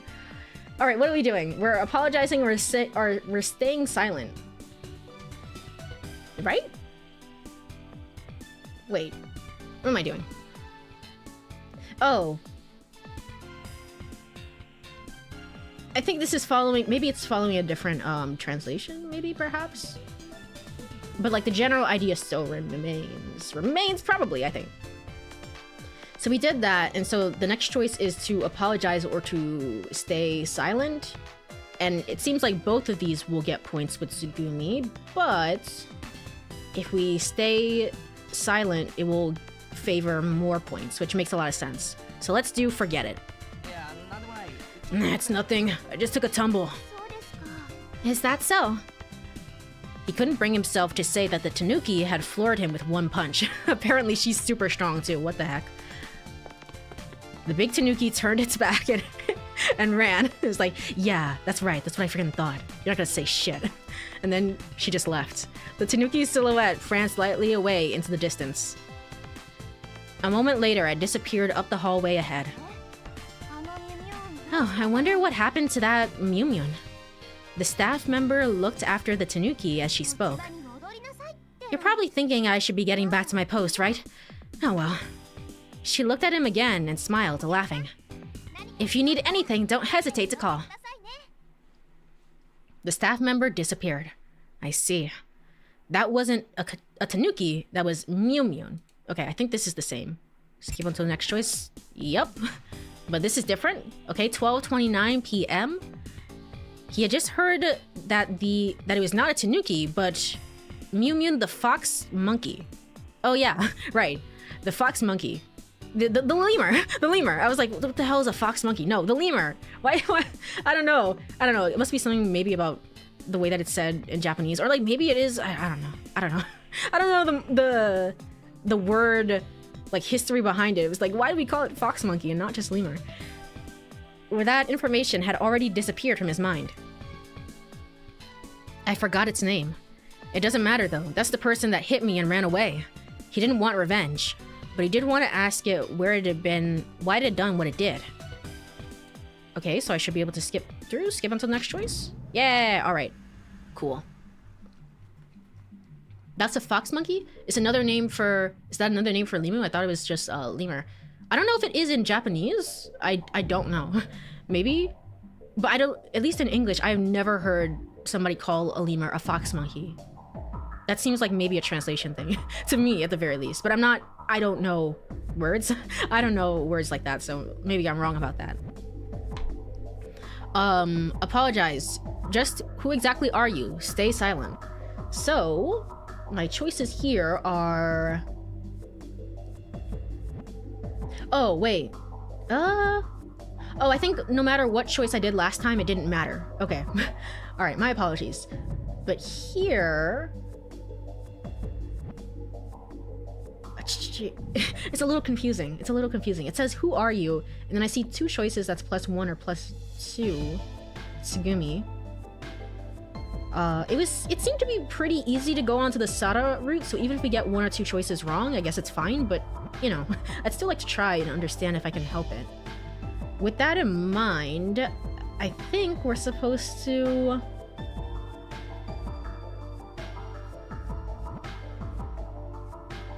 I think who exactly are you is actually the correct choice, which we already did before, so... Yeah. Just who exactly are you? Alright, and then we can skip. And this is gonna be like the really weird, trippy part of the game where you keep going back and forth between Takeshi's perspective and Kid's perspective. It's actually really cool. It's one of my favorite scenes in the game so far. It's really, really nice. Alright, skip until next choice. Alright, and from here, this is where you choose who your protagonist is. Who am I, or I've got to find my friends. So we're choosing Takeshi. So Takeshi is, I've got to find my friends. Oh, what the hell? It's like a green. It's like an emerald color. Okay, so does Takeshi lose his voice now? And it's gonna be Kid, the one that's talking the whole entire time? Because if so, that would be friggin' weird. To be honest, I'm not gonna lie. It's gonna be really weird. I've got to find them. I also hate doing that. I mean, I don't hate it. It's fun. It's really fun. But I mean, also, the Kid voice is a little bit easier to do. I quietly open the door. 3:17 p.m. I turn the knob and the door to the elevator opens slowly. What the frig? Announcement systems. I heard the mechanical announcement but didn't understand what it meant. The battery is probably dead. I pushed the button, but my PDA didn't respond. Thanks to the help of the backlight of my display, I'd found the door's emergency manual opening mechanism. Hey, are you alive? I spoke to the girl. Yes. She looked a little tired. The floor was silent. I heard the sound of water flowing somewhere. It was a muffled sound. Okay, so you guys didn't spend that long in the elevator, to be honest. I thought you guys were really stuck there, but I guess that makes sense because SARA is also supposed to be stuck somewhere as well. I don't know where she is. I guess there's 2 elevators, right? So I guess she was stuck in one of the other ones. I googled fox monkey and I kept getting images of ring-tailed lemurs, so I guess that's what it is. Oh, interesting. Okay, so it's a type of lemur, I guess. Yeah? Don't all lemurs have ringtails? I don't know. I don't know anymore. It was a muffled sound, but there was no sign of anyone around. Also, now's a good time to save. Let's go ahead and save. It doesn't matter where. At some point, we're gonna start like reusing different spaces, so it's fine. But you know, Takeshi Ersterboden. All right. But there was no sign of anyone around. What's going on here? I don't know. Let's go see if we can find anyone else. We went into the corridor. Most of the doors were locked as if to keep us from intruding. We found a floor directory, so we decided to look around the rooms listed on it. We came out to an open space. I'm gonna be honest, I don't like this shade of, like, green. I don't like this at all. I don't like this with the blue of everything else. I mean, yeah, I guess it's fine. It's alright, but you know, I thought the blue was better. It was called the rest area. But this is very much just like, what do you call that? The opposite of recency bias, which is like whatever you did first is like, that way was way better. And it's like, I hate change. I hate everything else. That's obviously what it is. So if I had done the Takeshi route first, I'd probably be saying the same thing about Kid. It was called the rest area. There was a scattered mess of bags, a pair of shoes, wrapping paper from the souvenir shop, and other stuff discarded on the floor. As I had expected, there was no one there. There's a thick set of shutters in the circular space in the center of the area. I laughed an empty laugh. I wonder if this area is under construction. That's probably why no one's here. Yeah, I'll bet that's why. Let's try the next place. We continued to walk down the path we had been walking. The door down the corridor was shut firmly. Yeah, he stopped talking. He's no longer speaking. Okay. All right, well, in that case, I guess we're gonna be hearing a lot of Kid instead. Doesn't this door open? I don't think it will. I don't see a switch. We chose the corridor, which was open, and slowly walked down it. We didn't come across anyone. Apparently, people think their noses look like a fox, and that's where the nickname comes from. Oh, okay, so it's more of a colloquial sort of expression, rather than having anything to do with like, oh, well, did you know that lemur is actually descended from I don't know, from the fox gene, and therefore, but it had the monkey gene, I don't know, something like that, right? That's what I was thinking, is like, is that what it is, or is it a translation thing? No, it's more of a just like a saying, like a nickname, a phrase. That makes sense. It felt like we were walking a route that someone had set up for us. A door on the side of the corridor had been left open, and we went in. There was a stand selling tuna sandwiches. It smelled like they had been cooking. It smelled like they had been cooking until recently. Also, this is a really random time to bring this up, but on Blue Sky and Twitter, I posted about my experience playing the friggin' Tomodachi Life Living the Dream demo, and I just made the first two characters that came to mind. So I made myself, obviously, and then the second character I made was Tsugumi, and then the third character that I made was Takeshi. So I mean, I'll be moving when the game comes out, so, you know, we'll see about that. But I think at some point I might do a few games, a few different streams of it on stream, and we'll make at least one character from all the games that I've played. Probably a few characters from this game and Never 7, to be honest, and probably 428 should be a scramble as well. But it's like, yeah, it's like I tried to make the two of them because I was like, I mean, anything's possible in this game. Hopefully they're not related. But also I was like, as far as I know right now, they're not related, right? And I was like, I don't know, they're kind of cute together. So I was like, I want to make the two of them so they can end up with each other. And Takashi immediately fell in love with me instead. And I was like, God darn it. Gosh darn it. It's like, Takashi, you're such an asshole. It's like, no, thank you, no. But that was my quick little adventure in Tomodachi Life. It was really fun. It was really fun. I also saw that. It looked really cute. It was really fun to play through. Unfortunately, it's a very short demo. Very, very short. After that point, it becomes like all the different memes will just tell you about all the different things in the game. It's like, look forward to the full release. You know, they stopped doing stuff essentially. But it was still very, very fun and very goofy. I think I got Tsugumi's personality. They give you like personality cards, which I also posted. I got Tsugumi's personality down really well. It was like, this is such a tangent. Hold on, this is such a tangent. I promise I won't spend too long on this. But what did she get? She got ambitious, confident, by the books, straight talker, puts a premium on results. Maverick, a determined self-starter, cuts their own path, letting nothing stand in their way, quick to execute plans. But then for Takeshi, for some reason I got outgoing, sociable, optimistic and passionate, follows their instincts, which I think is true, but then he got Charmer, which is radiant and always on form. Their effortless style is admired by all, easily adapts to new situations. I mean, I guess maybe that last part is correct. I don't know about the word Charmer being used to describe Takeshi. I don't know about that. So it's like maybe his personality needs a little bit of adjusting, but otherwise it was really, really fun. Anyway, yes. Sigma Phi. I'm hoping it's not another Sigma Phi situation. I can't do this. I can't do this. We already had Kid and SARA and whatever weird comments that SARA was making. Why did she do that? Why did she do that? I'm still so confused.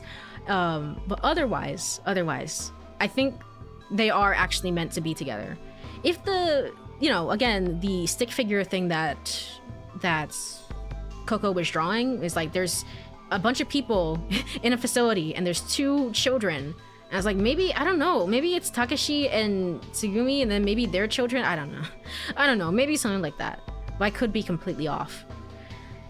Hey buddy, I'll take two of the sandwiches that are half price on weekdays. If only someone were here. Looks like he ran off and left behind his stand. Doesn't he have any pride? Huh?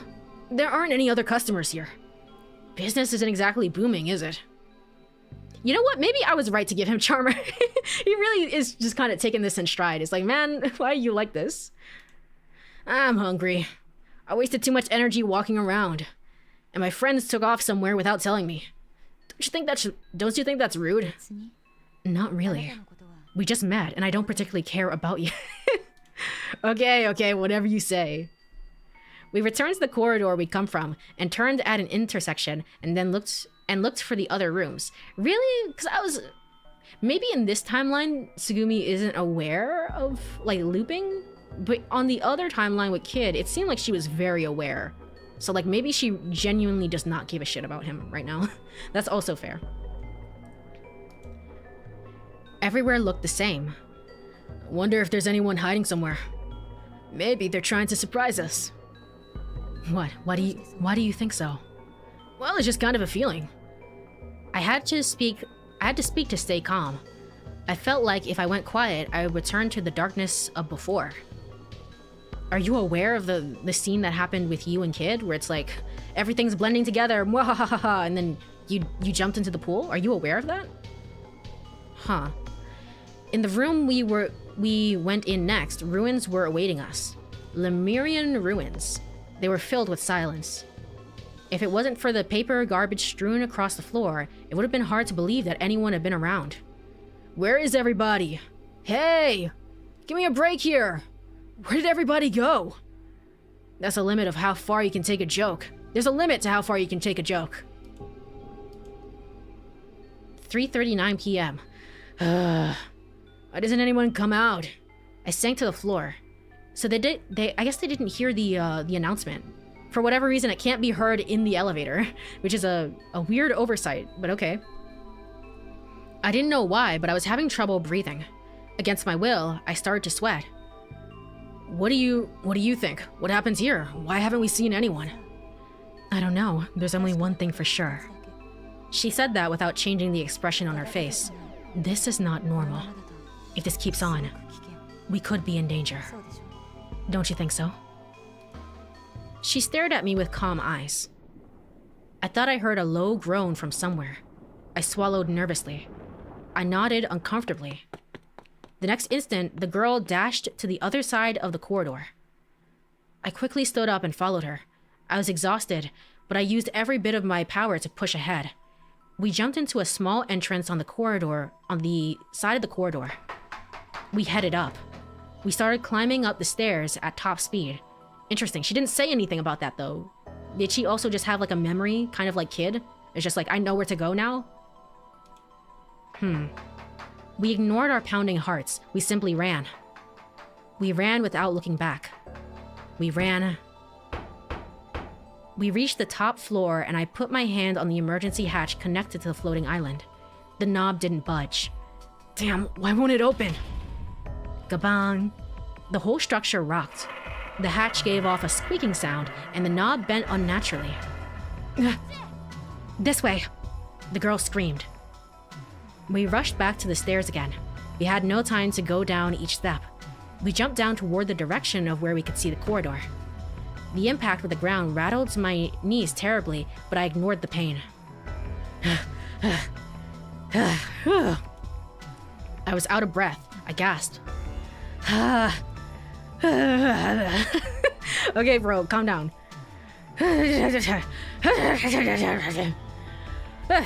Say place. Pokemon? The girl's expression didn't change. Anyway, she hasn't lost her breath much after running that hard. Hey, don't you want to rest? I want to rest. Go ahead and do what you want. Fine then. I sat down on the floor. The girl walked slowly ahead of the corridor. We could see hundreds of colorful fish swimming comfortably outside the windows. The room was quiet too. It was just the two of us, me and her. Then I remembered that I still didn't know who she was. She told me to do what I want, but until then, we've been trying to escape together. I wondered what she was all about. It was all a mystery to me. Who? Her voice caused me to look up. She hadn't said it to me. Hey, was there somebody there? I asked this as I stood. Is she talking to Sora? The girl stood still. Her eyes were focused in the distance. I followed her gaze. Oh, it really is Sora. Okay. Well, we're not on your route, Sora, but just in case. Just in case, I'll also grab the promotional or the CG art here. Also, is that like breaking glass in the background? That can't be good. That can't be healthy. A lady had appeared for where there had been no sign of anyone a moment before, and she was dressed as a park employee. I hadn't heard any footsteps. Huh? When did she get here? Also, I guess this whole like plot section is ruined, right? Because we already know she's not real. She's not real. That's why you didn't hear her. From here. This area is not safe. Please escape. Please, you must escape from here. It is dangerous. It is dangerous. She looked slightly panicked. Hey, what's happened? What's dangerous? Stay calm. Explain what's going on. You need to escape. We have had an unexpected trouble. Level Delta, Trif, Blau. Okay. She mumbled this again. Please escape. Please. Please get out of here. Uh-oh. Crash. Wah. Glass shattered. A massive amount of seawater and countless fish came flooding in. It was as if they were attacking me. Ooh, the flashing. Look at that. What the heck? Whoa! We didn't get anything like this on Kids Route, I don't think. What are you doing? Hurry! Whoa! Whoa, she's so cool. She's so cool. She's so neat. Look at her go. That's awesome. That's so cool. The destructive force of the water was incredible. The approaching swell mowed down everything in its path. She swirled and swallowed debris on the floor. Someone's dropped purse. Oh, it swirled, rather. It swirled and swallowed debris on the floor. Someone's dropped purse, a floor guide for the facility. Anything and everything it encountered. I wonder how fast that water is moving. Free sashimi. I mean, sure, as long as we don't die, it's free food for everyone. Yeah. Ridiculous thoughts flashed through my mind. And I wonder how fast it can run. There's no guarantee the water wouldn't catch me. Whoa! I ran frantically and jumped in the air. There was water flowing underfoot. Oh! I slipped. I knew the situation was bad. If I took a spill, I'd be sleeping with those fishes. You're so much trouble. Yay! Thank you. Thank you. Okay, so boy fail X girl boss. Gotcha. Gotcha. I was carried along into the air. The girl grabbed my arm and yanked me forward with incredible force. She ran lively? Hold on. Lively. Pronunciation? Do I get a pronunciation here or no? Pronunciation.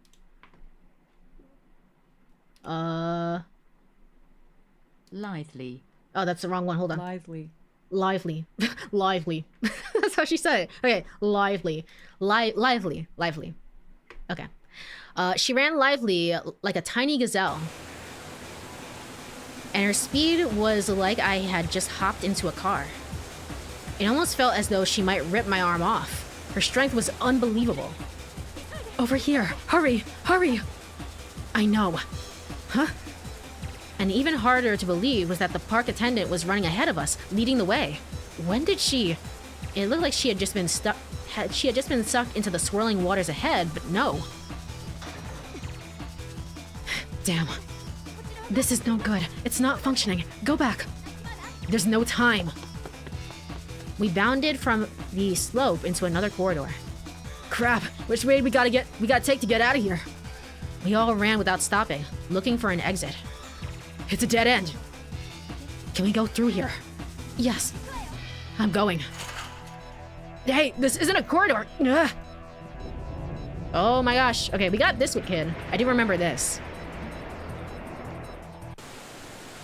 She kicked through some metal mesh and into a big air exhaust duct. It was like a sloping pipe-like tube. We shot down the incline, stumbling.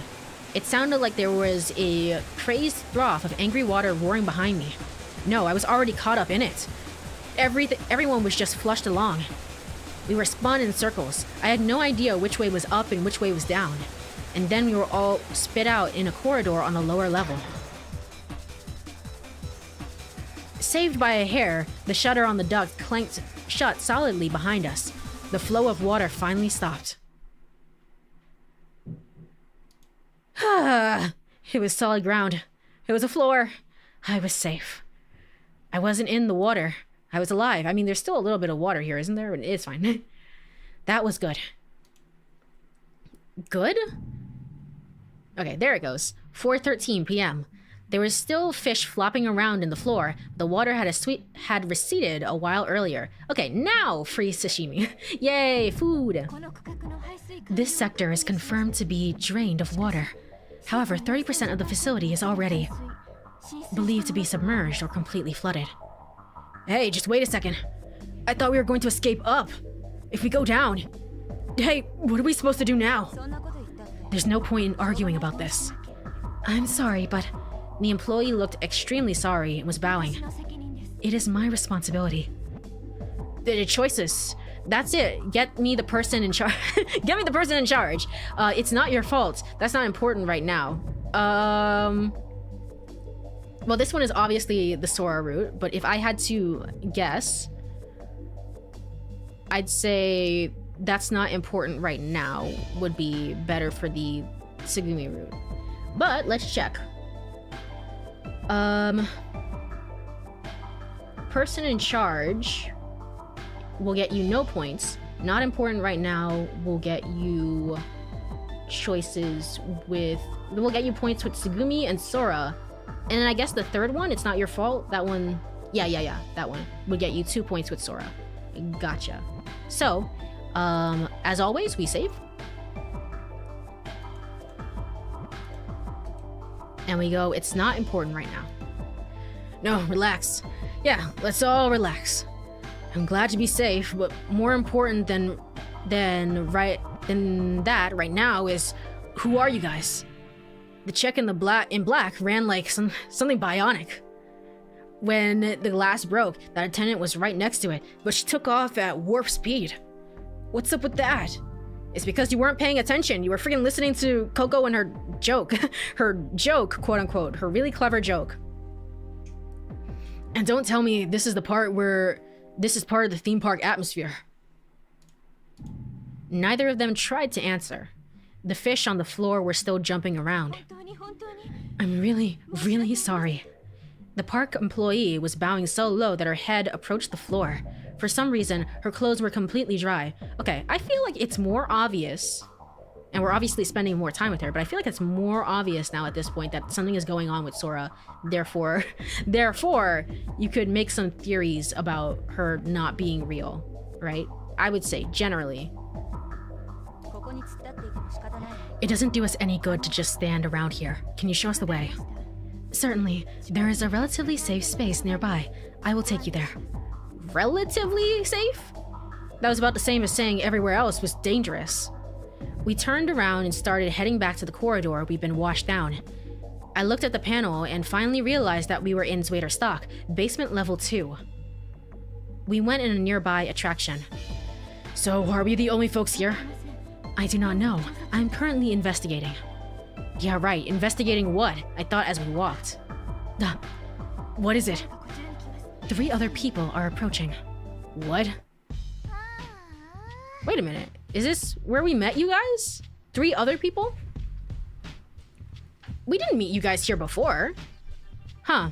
So history has changed. This is not the same thing, but history has indeed changed a little bit. Okay.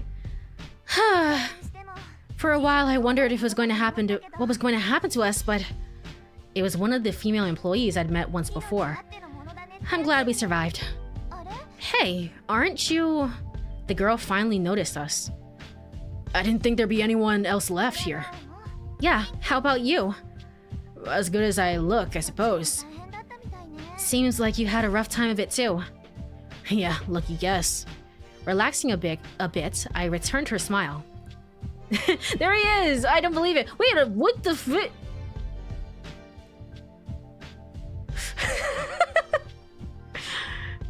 There's something about this. There's something about it, right? There's something about it that's like so, how to describe it? Like she's not just staring at Takashi, she's staring directly at the player. Like she knows, she knows that that she's not supposed to be here. And she's saying like, yeah, what about it, bitch? like, I don't know, it's kind of intimidating. It's kind of scary. What the heck? He looks older than I expected. Yeah, he has a little bit older, but I mean, his clothes are giving a little bit of a younger vibe to him, so it's hard to say. But according to Takashi, he's like 16, 15, 16, so around there. But also, what? So you're not real. I mean, you are real, but like, how? How? Where is SARA? Where is she? Okay. I don't know, it's like genuinely so intimidating. What the hell? There were 2 people behind the girl. One of them was the girl who I thought was named Coco. When our eyes met, Coco grins. Oh, we meet again. Okay, so not only am I doing the Takashi voice, I'm like for a long time, I'm also doing the Coco voice, which is the highest voice that I have. I mean, obviously, other than the other than that one. Okay. They're very fun. This is gonna be a very fun route. I can tell already. It's been a while. It doesn't have to be right now. But Coco, will you tell me a joke later? I'm really in the mood for one. Sure, no problem. I'll think of one. She nodded brightly. The other person was the kid I had brought to the infirmary. His expression looked darker somehow. I want to hear him speak. Is he gonna speak? I want to know if he's gonna speak. When you play as him, I was getting like 12, 13 vibes just by the way he was acting. And probably also the voice that I gave him, to be honest. The voice that I gave him was based on like, because they called him literally kid. But I mean, the voice that I gave him was not appropriate for a 16-year-old, but whatever, it's fine. It's fine for my purposes. But still, I think yeah, he definitely gives off the vibe of being younger, especially compared to Takashi, but, you know, just something about him where it's like I guess yeah, just generally he looks kind of younger, but it's not, like, egregiously so. Like, he doesn't look like he's 12 years old, per se. If he becomes super upbeat all of a sudden, that would be weird, too. For some reason, it bothered me. Is there something wrong with him? He doesn't look so hot. Oh, he's a bit of an amnesiac. Don't worry about him. The attendant hesitated. By the way... Hey, Sora, do you have any idea what our situation is? The girl attendant addressed the question to the staff member in the dress. Well, all communication lines are down. I've been investigating ways to restore our connection, but it's going to take some time. The attendant called Sora said that. In that case, let's go to the central control room. We can monitor things in detail from there, right? That sounds good. I wish I were more useful. Don't worry about it, Sora. With that, the girl addressed me again. We're going down to Stock, the 3rd floor underwater. You're coming, right? Yeah, I'll go. We took an emergency corridor behind one of the attractions. It looked like there were a number of similar narrow corridors above or below other corridors and rooms. I figured that they were probably used to shortcuts by employees as well.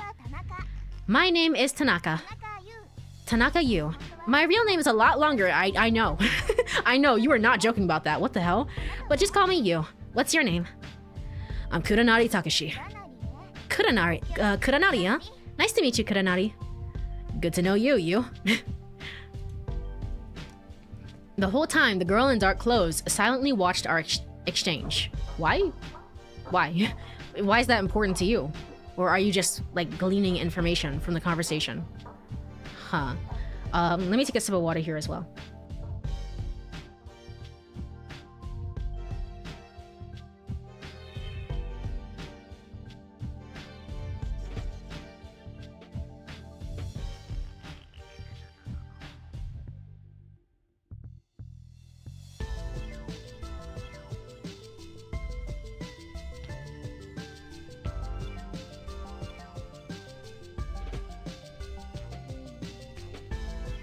Alright.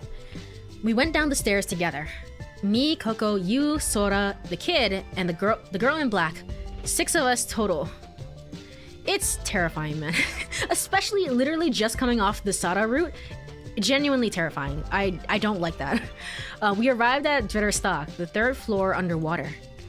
We used the ladder in the emergency corridor to descend to another corridor and turned around the corner. 5:06 p.m. Controls. It seemed like it was the central control room. What do you think? Can you learn anything from the computers here? You seem more put together, honestly, in this route than you were in the kid route. You were just like, you were about to take a chair and whack the whole machine with it. We could have died because of that. You know that? Let's see. It looks like directly accessing it would be the fastest route. Sora faced the monitor and held up both hands. Instantly, the content of the screen began to change, with a number of windows opening and closing while the search for data was underway. Hey, you can operate these computers without even touching them? I've got the latest cell phone, and it's got a touch panel. It's got kinetic recharge function. What's that? Oh, it means like even if the battery dies, you can walk around with it or shake it. It'll recharge itself. Oh. That's kind of handy, to be honest. It takes a while, though. I took my PDA from my pocket and loaned it to Coco.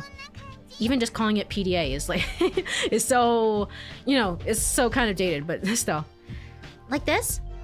Coco took the PDA and shook it using a short movements like she was shaking maracas. Yeah, like that. The light that indicated the battery had died lit up. Oh, you're right. The harder you shake it, the more it lights up. The lamp flickered. I didn't know if she was having fun or not, but Coco kept up her maraca act for a while. It looked like the PDA wasn't broken. All I had to do was wait, and it would probably work again.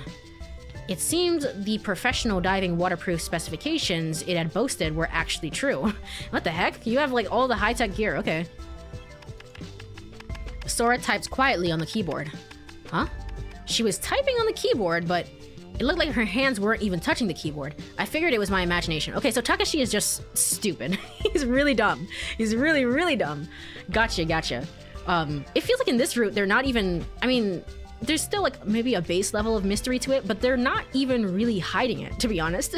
Like, it's front and center that like, yeah, this is the case for her. Wouldn't you know that?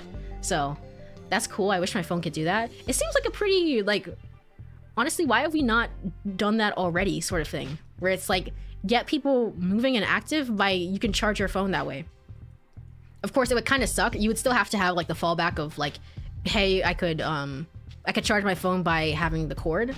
But like, I feel like that's a good idea to get people moving somehow. I guess that would also like kind of be, the only equivalent that we have is something that's like charging through solar panels or something like that, right? So, but if it's rainy or cloudy, then that might pose issues for other people. But it's still a cool idea. I've learned something.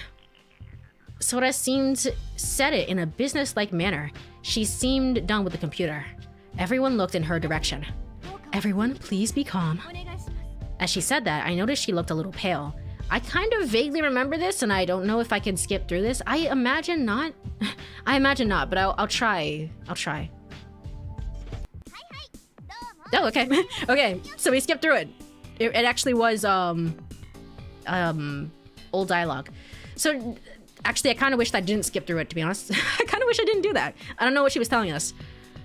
Oh yeah, the water is flooded certain areas. Okay, good enough. All right, we've got to stay in good spirits. One of the group was determined to dispel the gloomy atmosphere. You spoke so fast that it was almost scary. First year at Courie Women's College, and I work here part-time. My name is Tanaka Oh my gosh, you actually said it. My name is Tanaka Yubisei Harukana.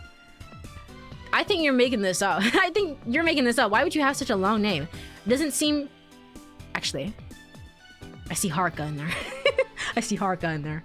But otherwise, I genuinely don't think this name is actually relevant. I think she just has a ridiculously long name for no reason. Maybe it's an anagram of something? Maybe. But I'm not working that out. That's crazy. What the hell? I will be your guide until the rescue team comes. Ta-da! Hey, wait. What did you just say? I'm a freshman at Courie Women's College. I only work here part-time and over the holidays. Well, I'm kind of new to this whole tour thing, but I'll be leading the tour. No, after that. Huh? You mean my name? Tanaka Yubisei Harakana. Yubisei what? Yubisei who? Yubisei what? Tanaka Yubisei Harakana. I can't get my tongue around that. That's why I said you can call me you. The long name is a pain, isn't it? Hey, I have a question. Another gloom destroyer appeared. Honestly, I don't even know if that would be possible, at least not on a scale where it would be useful. Like at a... Like the energy it would take to like movement wise, I don't think... Yeah, I think it would drive up prices a lot probably to produce something like that, like on a mass scale, like on an iPhone scale. Like that would probably cost a lot of money to the point where it's not even worth it. I feel like, I don't know, it feels like something that should be explored a little bit more. It's just like, I don't see anything about it. I mean, granted, it's not really my field, so maybe people are actually looking into it, but it's like, that seems like such a cool idea. Why have we not looked into that more? Another gloom destroyer appeared. What might that be? Can I call you Nakyu?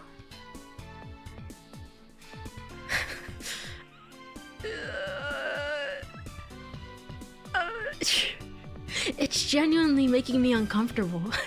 It's genuinely making me uncomfortable. What is wrong with you?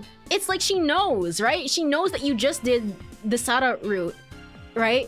And she knows that she wasn't there, and she's just like, yeah, I'm gonna insert myself into the conversation now. Like, like I was here the whole time, didn't you know? I don't like it. Can I call you Nakyu? It really is giving like, I know you're there, the player character. I know you specifically are there. I know, I see you. I see you wrapped up in your blanket. I know, I have a blanket. It's nice and cozy. Yes, please do. And what is your name? But you don't know her. You don't know her. Okay. That's weird. That's weird. Yagami Koko. That's oh yeah, you already said your first and last name, but also it's I was thinking of Yagami from the Judgment series, and then Koko as like Kiryu Koko. I remember making that comment before. It's like, it's a very interesting name. That's where my parallels went. And this is Pee-Pee. What, the dog is here? The dog is here too? Okay, the dog is here in this timeline. Bow wow! Bow wow. Her pet dog appeared from nowhere. Boy, was she full of energy. Leave it to elementary school kids. And how old are you? You better not say it like I'm actually 27. You better not freaking say it. And how old are you? I'm in 9th grade. How old is that? I mean, it's still a baby. You're like, again, like kids age? 9th grade? 10th grade? When is 10th grade? 6th, traditional schooling, high school, does it start at like high school in the US with the 4 years, it starts at 9th grade, and is it 13 or 14? I think it's 14. Okay, 14. So you're like the youngest person here. You might have been honestly the same age as SARA. I don't think we actually ever clarified SARA's age, but to be fair, she's seemingly obviously the younger brother of Kid, so she has to be at least a little bit younger. A little bit younger somehow. Okay. In the US it's 9th, so generally 14, I think. Okay. Okay. Good. In that case, yes. But yes, not 27 or something, I don't know. Whatever the hell Kurumi was saying last time. I mean, Kurumi was still in high school, but it's weird. It was freaking weird. What? What? What's the matter? No, it's nothing. It seemed like the surprises would never cease. Okay, nice to meet you, Coco and Pipi. Thank you. Woof. What a cute dog. Wow, wow. And so smart too. I think so too. I wondered if there maybe wasn't enough oxygen in the room. That's how I'd be feeling. Is Tsugumi here? Is she here? Is she like, God, I wish I could get out of here right now. I was getting a headache. Whenever I hear Yagami, I always go to light Yagami. That's actually a good comparison as well, right? That's also a good one. Reminds me of the sister from Never 7, whose name I totally remember. Totally remember. Yes, Kurumi, the character of all time. Truly, the character of all time. She just say the wildest out-of-pocket shit. Girl. The girl in the black clothes gave our upbeat companion a cool stare. You noticed the look. How about you over there? Huh? Why are you asking me? Aren't you together? Like the two of us, like together? Stupid, what are you talking about? What's that supposed to mean? Tsugumi. Not Tsumugi. Tsugumi. Okay, I gotcha. I realized the girl had spoken. Komachi Tsugumi. It was just loud enough to make out what she was saying. That's my name. Hi, Tsugumi. Nice to meet you. She turned her back. You shrugged slightly. I thought Tsugumi... did I say it correctly? Tsugumi. Tsugumi might have been embarrassed. There was something kind of cute about her. Tsugumi... I think that's a bird's name. I remember her tugging me along in the aquarium and running like the wind. Thanks for the help back there. What are you so mad about? These are two very different responses. I'm guessing thanking her is going to be the correct thing. But just in case, as always, be safe. Not your fault. See you. Else? My imagination. Assistant chef. Just hear something? Satisfied, unsatisfied. What are these choices? These weren't here. I guess, does it matter? Does it freaking matter?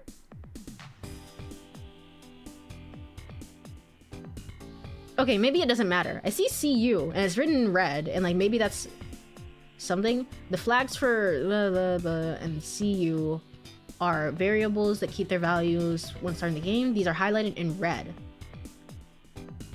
Okay, all other are session variables. I don't know. So you're saying that I don't know what that means. Anyway, I'll oh. Okay. Well, I was gonna thank her anyway, so yippee huzzah. Hey Tsugumi, thanks for helping me back there. I walked over to her and said that. What are you talking about? You saved me in the aquarium, right? I didn't mean to save you. You were in the way. What? If you had tumbled there, you would have been in the way. I mean, you were an obstacle. I mean, I freaking hate you. God. Tsugumi looked annoyed as she said that. This chick's intense and scary. In my mind, I retraced my earlier thoughts about her being cute. I retracted, rather. Tsugumi and I glared at each other for a while. Hey, you two. Let's get along now. You jumped in between us. I walked away from Tsugumi, and she looked away from me. Sora, it's your turn to introduce yourself. You, who is in control of the situation, turned to Sora, who is working on the computer. Oh, you mean me? Sora took her hands from the machine and came toward us as if she were gliding. Again, not very subtle about it at all, to be honest. Alright. I think it's time for the second break of the stream, so let's go over to Burb screen. Burb. Apparently, Tsugumi is a bird's name as well. So look at that. It all connects. It's all very relevant. Let me go put this over here, and then we'll put this over here. Time goes fast. It really does. It really does. It's like I'm like a new route, and all of a sudden it's like I can't believe it's been an hour already. We'll probably go for anywhere for like 30 minutes to an hour or more before we call it. Hopefully a little bit of a longer stream today. Hopefully. So maybe like 3 hours, but again, won't be that long generally. I generally don't tend to do long streams unless it's something special, right? But yes, if you are here, stretch, get some water, all the good stuff. It's time for the second break of the stream. I will be right back in 3 minutes. See you then.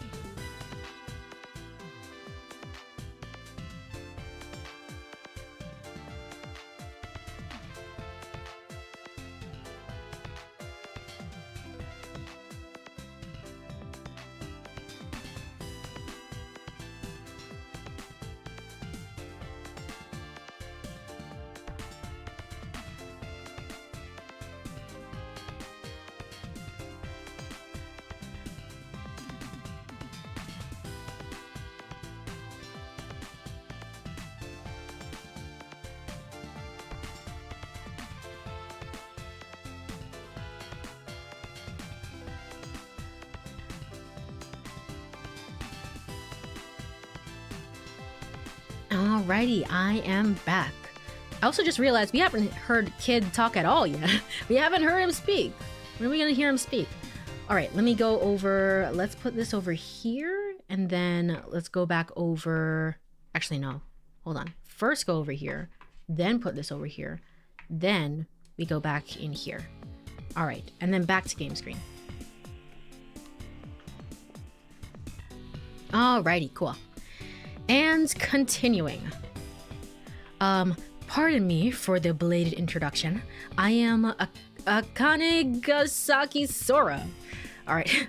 I'm a system engineer in Limu's development division. Basically, the assistant chief, rather. Is that what it says over here?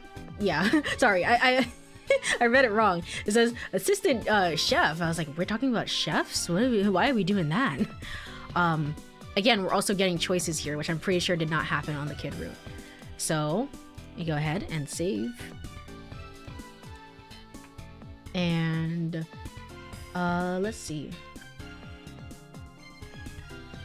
So, is that right?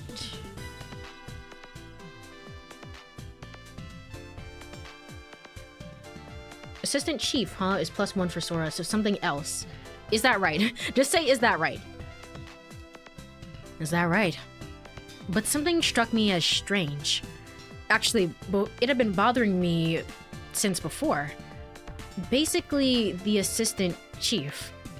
She spoke about herself as if she were someone else. I was not able to gauge the situation. She spoke as if problems in the system were her own. Please do excuse me. System engineer. I wonder if she talks like that because of her job. He's stupid, oh my god. Takeshi, why didn't you... I mean, in this world, apparently, like, everyone knows about, like, that Limu has, like, some sort of, like, masterful AI hologram thing. Like, people are aware of it. Why does he not know? Why is he not aware? Anyway. That was what I thought, but I held my tongue. I'm Kuranari Takeshi. I'm 20 years old and a junior in college. Thanks. Kuranari-san, nice to meet you. Yeah, it sure is. Yup, mucho gusto. Everyone laughed cheerfully. Everyone except Tsugumi. It took a little effort, but the atmosphere finally loosened. You started gathering us up.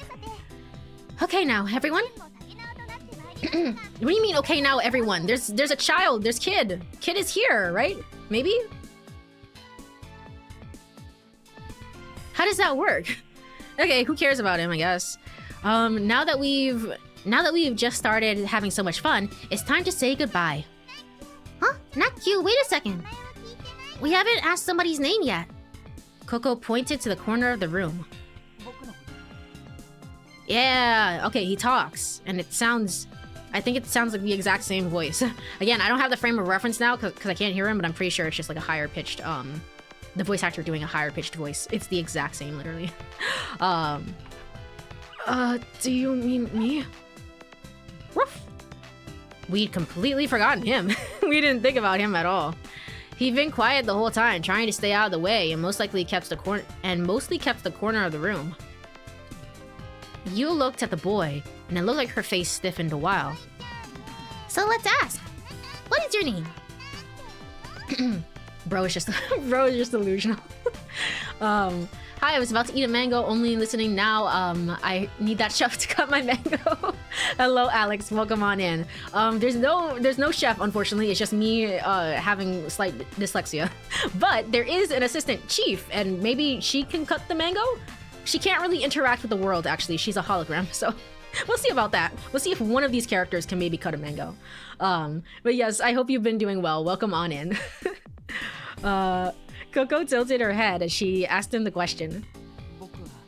He looked down. I couldn't figure out what he was waiting for. Who am I? What? Huh? God, it feels so weird. What is a good equivalent of this? I don't think I've ever experienced this in any story that I've played, but I feel like I've watched a story like this. Like, have you ever just played a video game and it's like second time around when you're doing this is like, oh, you know what it is? I never played this game. I watched somebody else play it, but there's a game called Genosha, and I guess it got an anime as well. But Genosha is like, as it goes, slight spoilers for the beginning, not really that relevant to that game, but in that game, as it goes on, it will introduce more and more characters into each and every loop, right? And so at one point, like, an alien will just appear a part of the group, and it's like, yeah, I've been here the whole time, man, yeah. And it's like, what the heck? When did you get here? You know? Sometimes the alien is missing, sometimes the alien's there and has been there the entire time. I forget his name. Shigemichi, I think. Shigemichi? Yeah, I think so. But it's like, it's giving that sort of disconcerting rather, quality of just like, were you here the whole time? I was best buds with the crew, yeah. Are we gonna see SARA then, maybe, throughout this route? It's so weird. Maybe perhaps what's happening is that because somehow, some way, Takashi and Kid are two different timeline versions of the same person. I don't know why they're different ages. I don't know that. But they're two different versions of the same person. And then their timelines are merging, essentially. Right? I don't know. Does that make sense? Maybe it's like... I don't know. Maybe it's like somehow, some way, in Kid's reality, SARA exists, and then in Takashi's reality, Coco exists. But then, what is Kid? What is Kid? What does he do the entire time? What is he? I don't know. Also, one moment. One moment. I have to check something. All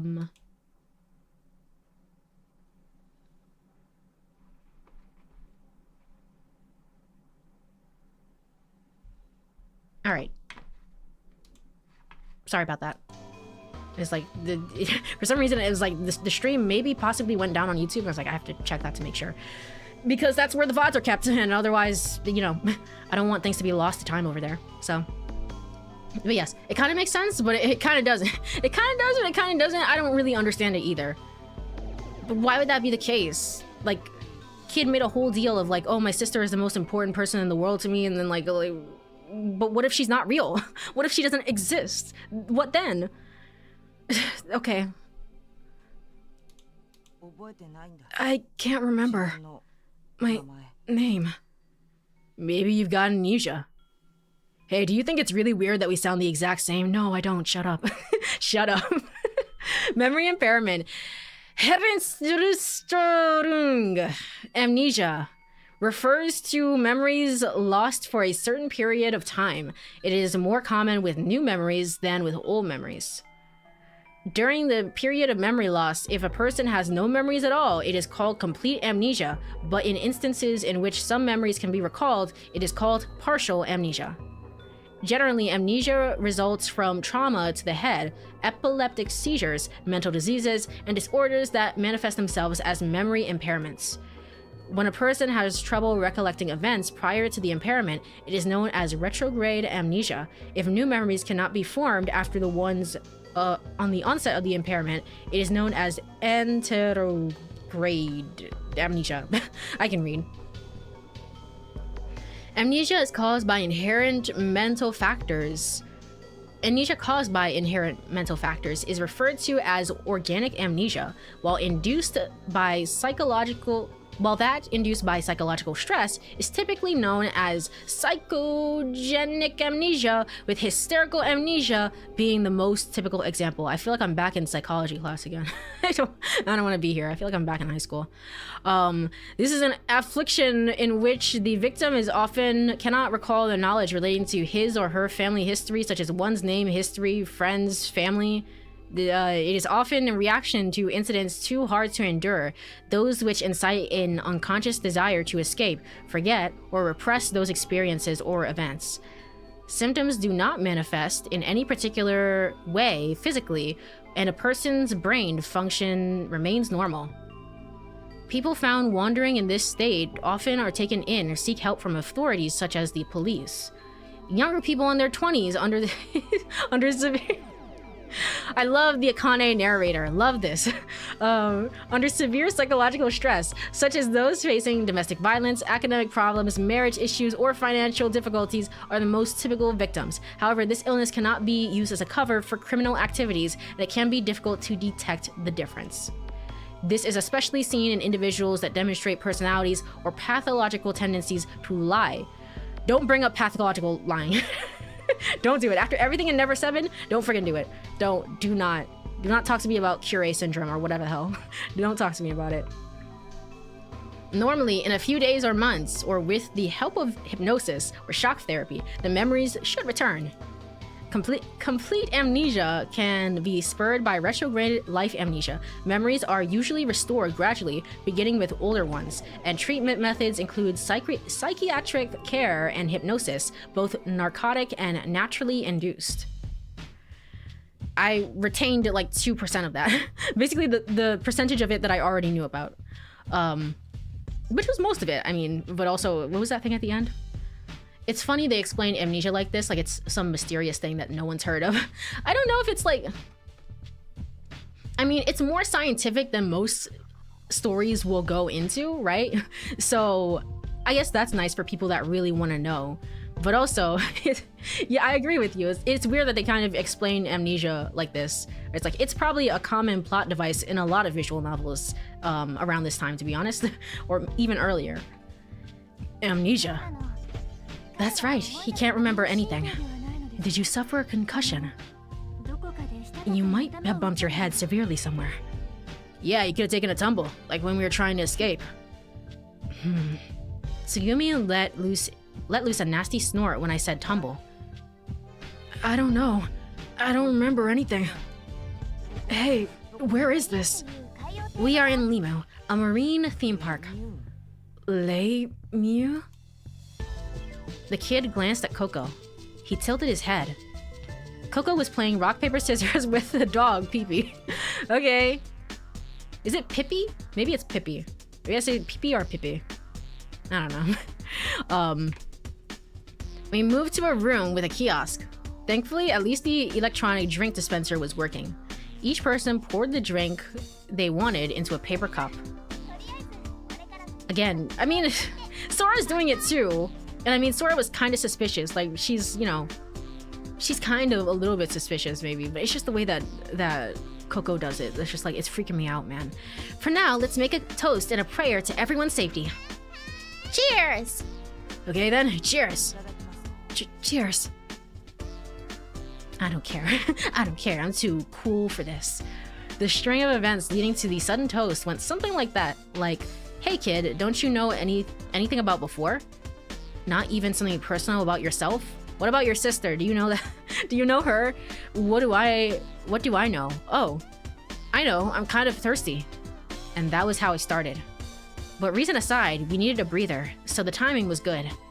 Hey Sora, what about you? Don't you want a drink? Sora was standing stiffly. No thanks, I'm not thirsty. Why don't you just say, like, I literally can't drink? You would know that, right? If you are listening to the explanation? What the heck? Well, how about taking a load off? You've been standing the whole time. I'm fine, but thanks for your concern. Sure, I thought. Sora seemed older than me. She seemed polite and serious. She seemed like the typical Japanese woman. Prim and proper could be one way of describing Sora. I looked around at my surroundings. Yu was next to the kid and chatting with him. Sometimes he would laugh or shake his head weakly. I could overhear bits of their conversation. They were talking about his memory. It's not that out of the ordinary. You'll be fine. It'll fix itself in time. It looked like the two of them were drinking orange juice. Tsugumi was away off from everyone and looking into the distance. For some reason, she has like some sort of fascination or some sort of interest taken with the fact that like, hey, kid doesn't remember, which is weird as well. Are you like an agent of Libleach? I don't think so. I don't think so. I think Sora is more likely to be an agent of Libleach, but it's interesting that she has that interest, that base interest in him. I had no idea what she was drinking. I didn't have any idea what she was thinking either. Sorry, did I? What she was drinking or what she was thinking. Amazing. Thank you. Thank you for that. After agonizing over whether to drink apple juice or cocoa, Coco finally decided both. On both? After agonizing over whether to drink apple juice, or cocoa? Cocoa? Coco decided to on both. But she proceeded to forget about her drink immediately. And Coco took a hold of Pippi's front legs and started dancing around. She's not real, man. She's not real. But like, what is she if not a ghost? If she were like a separate AI, obviously, I mean, wouldn't Sora know? I mean, Sora doesn't know everything, right? She's still trying to like assess situations. It takes some time for her to assess things. She had to get the chip out of the hand, and then in order to make the assessment of like, hey, you two are actually siblings in the case of SARA and Kid. So like, she's not some all-knowing god per se. But I just don't know. I just don't know. It was a cute scene. After things had calmed down, you and everyone else gathered in front of the kiosk. It looks like we're going to be in Limu for a while, so there are a few things I would like to go over. First, what's happened. Next, what we should do now. Tanaka-san, would you mind if I address the first of those topics? Please do, Sora. Sora stood in front of everyone and held out her arms. Suddenly, a holographic window materialized in the air. I had no idea how the whole system worked, but I had figured that it was the same one they had used at the entrance to the park. I will explain. And then she said, 12:45 p.m. A blackout suddenly occurred. I think we've seen this. Skip to the next choice. We have not, never mind. I'm a liar. A blackout suddenly occurred, cause unknown. Next, the emergency alarms began ringing. The cause of this was also unknown. Right, we still don't know what caused all of this to begin with. 12:54 p.m., the Insel elevator shifted to its emergency power source, and an evacuation order was issued for the entire complex. Employees and visitors evacuated the premise. At this point, some people panicked and opened the emergency corridor to the outside of their confusion without going through the decompression. It is highly probable that they were experiencing serious decompression sickness at this moment. The emergency corridor to the outside was left open for several minutes. 1:03 p.m., the opening of the emergency corridor disrupted the air pressure balance inside the complex, and the devices responsible for adjusting the air pressure encountered problems. The complex started automatically pulling in air from outside. As a result, the mixture of gas in the complex, designed to maintain 6 atmospheres of air pressure, escaped. Apparently, helium, which is lighter than oxygen or nitrogen, leaked out first. Air pressure in the complex dropped to 1 atmosphere, the same as the level outside. 12:39 p.m. I guess if you were playing this, I want to like read these out loud to be thorough. But if you were playing this on your own, you would still kind of like skip through this, assuming that you've done another route. But it is kind of like a downside of doing it this way, where it's like seemingly the game does not remember that you've done another route, any of the other routes, so it will still go out of its way to explain this each and every time. And it's like, it's fine, but it's not the most interesting thing in the world to go over again and again and again. Power source responsible overseeing Limu rebooted and reset the air pressure adjustment mechanism. The air ventilation ducts were closed. However, Limu was built to saturation diving specifications, meaning that as long as the internal air pressure was the same level or higher than the outside water pressure, it was designed not to collapse. Which meant 3:55 p.m., when the internal air pressure dropped to 1 atmosphere, it became impossible for the external partitions to withstand the external water pressure, causing the glass to crack under the pressure and thus resulting in flooding. Subsequently, to minimize the damage from the flooding, the emergency watertight doors had automatically shut, which brought us up to speed. I would like to be able to gauge the current situation more accurately. However, some monitors and sensors are still not functioning normally. As a result, I can't obtain accurate data and can only provide an outline of the situation. Hey, sorry to ask you the same question again, but the first floor above us is flooded, yeah? Correct. I have requested confirmation from our complex management system, Lemith, and it has been confirmed. So we can't get out of here. Currently, the top priority is requesting assistance, so I am doing my utmost to get communication system back online. I must request your patience. Also, towards the end of the kid route, we're talking about the hemo door a little bit. So it seems like whatever happened with the hemo door, whatever was talked about, I'm making the assumption that whatever was figured out from that room was something that was basically caused help to arrive, right? I would think, maybe, I don't know, possibly. Sora bowed her head. I was feeling depressed again. I didn't want to admit it, but we were in deep trouble. Well, all we can do for right now is just wait for help, right? Yeah, better... You just keep trying to make everyone feel better, don't you? No, I'm sorry. Would you prefer my dark, despondent, and desperate approach? That's not what I'm saying. Anyway, how about another drink? You came out with a huge industrial-sized bottle and held it up comically. I just can't get over how cheerful you are given how totally screwed we are. I complained again without thinking. That's because it's not it at all. I'm thinking precisely because of the situation. And we're also getting more of a look into people thinking critically about the situation that they're in, which I feel like didn't happen last time. It was just like all jokes and games, honestly, for like a very, very long time. It was just like, yay, let's play tag, let's play hide and seek. And we could still do those things, right? But just having this one conversation means a world of difference to me, to be honest. It really does. You said that with a bit of a sulk. Yeah, you're right. Sorry.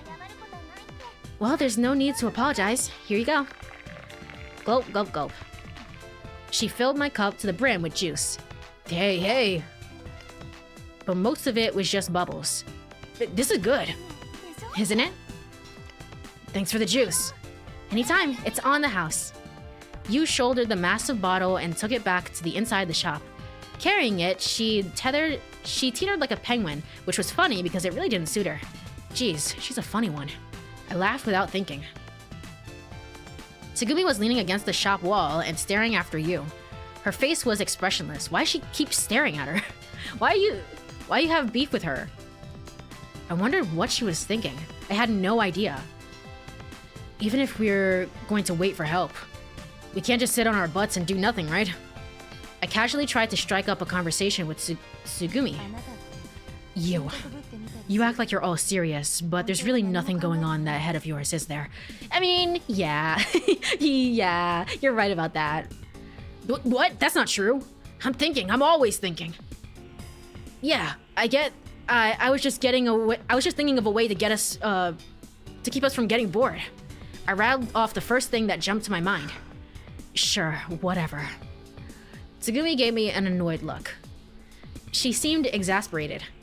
I didn't want her to expect anything from me, but her attitude was frustrating. Hey, all right, everyone, listen up. I had an idea. I called to everyone. Huh?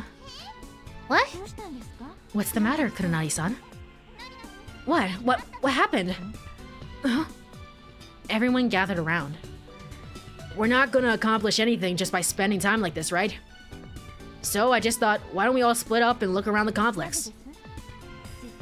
Why? Don't you think staying in one place would be safer? No, I think we should go check to see if staying in one place and doing nothing is really the safest thing to do. You know, walk around, see what we can find, and scope out any dangers. If we find some, we can tell everyone to watch out for them or do something to get rid of them. And we can see if there is a safer place, and we can all gather up there. But Kuronari-san, it's not like the rescue squad is about to burst in the door. And if we're gonna be in Limu for a half a day or a day or so, then we should find out what kind of place this is and get to know it like our own house. In that case, I can provide you with an abundance of information. No, that's not what I mean. Listen, Sora, you have to look after the communications network, right? You were just talking about how some sensors or monitors weren't working right now, and you can't get a full sense of the current situation. Oh, I see. You clapped your hands together.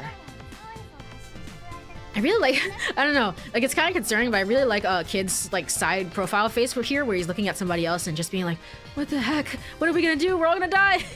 I don't know why. So while Sora is trying to send an SOS, we should use our own two legs to see what kind of situation we're in. How about it, you? Sora, that would be easier. Oh, how about it? Sorry. I saw her name played there. How about it? Sora, Sora, that would be easier on you, wouldn't it? There we go. He just wants to explore the place like a kid visiting a friend's house. To be honest, that's kind of how it reads to me. Is like, we don't necessarily have to. Like, it's not the worst idea in the world, but like, we don't have to do this as far as we know.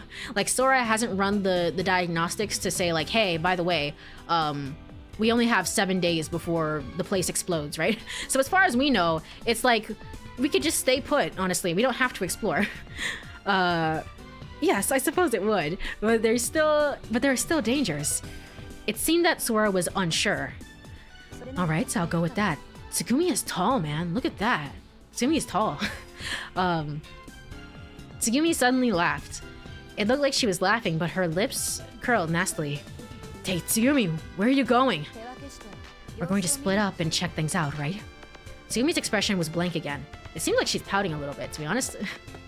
Turning around, she headed for the entrance to the emergency corridor. Hey, you can't just... Come back here! Hey, you idiots! She was already out of sight. Her shoes clanked on the metal stairs as she climbs. Tsugumi is gone. What are we gonna do? I'm worried. Sora's brow furrowed and her expression stiffened. I think it's all right. The kid had broken his silence, and I was a little surprised. It's just like Takashi says. It doesn't do us any good to stay here. He continued without pausing.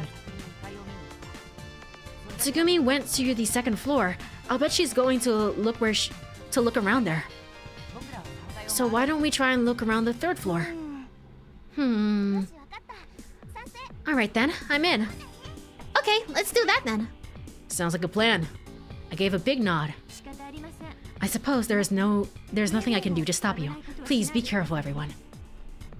Sora finally nodded slightly. Once everyone's minds were set, things picked up.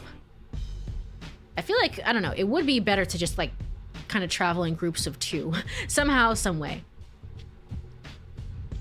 Sora said she was going back to the control room to get data, so we went our separate ways. You, Coco, the kid, and I went to search around the complex. We decided to check the normal corridor and the emergency corridor above and below on the third floor. Splitting them into pairs where the corridor forked, splitting into pairs rather. Okay, so we did agree to do that. We agreed to meet back at the fork when we had checked the corridor ahead, blah blah blah. We did that over and over. We walked every corridor we could walk down. I wondered if water was leaking anywhere. I figured that the water pressure would send water spurting through any crack it could find. Also, I thought there might be other people who had been left behind. According to Sora, the system told her that there were 6 people in the complex. Still, there was no guarantee that was right.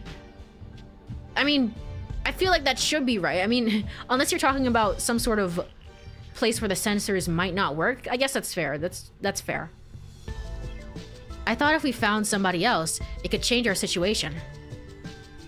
There could have also been a corridor that the broken sensors weren't picking up. I hoped there might be a door to the surface that we were simply unaware of. I couldn't throw away that shred of hope. While we were out searching, Sora continued to try and get into contact with Limu's central computer, Lemeth, and gather more information. Sora had said that she wanted to establish a means of communicating with the outside. We arrived to the front of the kiosk. Sora had arrived first and was waiting, but Tsugumi was nowhere to be seen. Tsugumi hasn't come back. We can't let her run loose. I wonder where she is. Shall I check? 6:29 p.m. We all went into the central control room. We checked the life reading scan of people inside the complex. Even if Komachi-san were moving around, she should still appear in the results of the scan.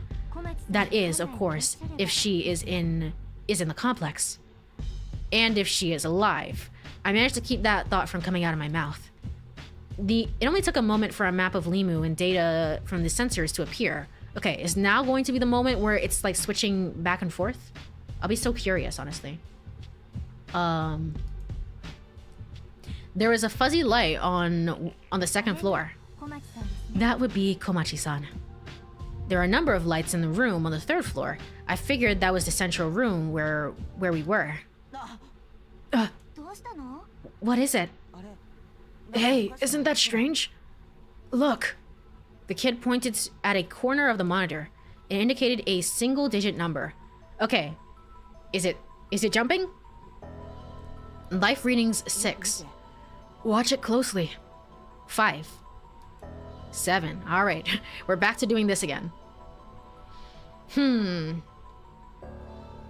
So SARA still exists. She's still real. She's still somehow here. I don't know how or why, but she's still somehow here. Life readings 7. Life readings 6. Life readings 5. 5, 7, 6, 5, 7, 6. Again, just barely, narrowly avoiding 6, 7. I can't believe it, honestly. Oh my, you're right. I wonder what it could be. Sora fiddled with the console, but the numbers on the monitor continued to fluctuate. The numbers changed every few seconds. But even when the life scan numbers changed, no new lights appeared or disappeared. Maybe there's somebody besides us in Limu. If the number really is supposed to be 7, that's what it would mean. Don't you think we should go look for that person? I mean, they could be in trouble. We have to help them. Hang on, kid. Calm down. For a while, all of our eyes were glued to the changing numbers. Watching them change was unsettling. Finally, life readings 6. The monitor settled on the number 6. It's interesting because we haven't checked the elevators as well, so we don't really know. We should be able to find her in the elevators if we're checking. But... okay. The light on the second floor was moving around slowly. The 5 lights on the third floor were all in one room, unmoving. Perhaps it just because of the malfunctioning sensor. The cause is unclear. Would you like to see what else we can find out? Nah, Tsugumi's on the second floor and there are the 5 of us here. So that number 6 is probably right, don't you think? But... well, I figure we go look around a little bit more. We'll find out soon enough. Yeah. Alright then. Do you all want to head to the second floor? I thought it was best if we actually took the situation in with our own eyes. We climbed up to the top of the long emergency stairs together. In the end, we didn't find anybody else on the third floor. We didn't see any other routes that looked like they might lead out either. Sora had told us that there was no schedule for communication system to be back online. We could look at all the information displayed on some of the Limith terminals, which were set in some attractions and in the corridors, but we couldn't operate them in any way. The cause for that was unclear too. The fact that there were no leaks on that floor was our one saving grace. 6:40 p.m. We arrived at Zvederstock, the second floor. Sora gave us 30 minutes of free time. Okay, but that still didn't mean that we could go running around as we pleased. We decided to randomly hit some of the rooms and search them. I think it would... I genuinely think it's gonna be like either Coco or SARA can exist and not like the both of them at the same time. But I actually think it would be a more interesting development for me. Like, at least to me, like subjectively, story-wise, if we actually did find SARA and they all existed, like in one big room. I think to me that would read really strangely and it would kind of be a little bit more interesting. But either way, they're both really interesting options. I don't know what's happening right now. I don't have any theories for this. Again, I had that one big theory at the beginning of last stream, and that went nowhere. I thought so deeply about it, and it went absolutely nowhere. What the heck? Sora held out her hands in front of her, and a holographic window appeared. Unlike the floor below, all of the scanning sensors in this floor seemed to be functioning normally. This floor appeared safer as well. Oh, Komachi-san is on this floor. She seems to be walking in the vicinity of the elevator. And also, I'm gonna take a sip of water.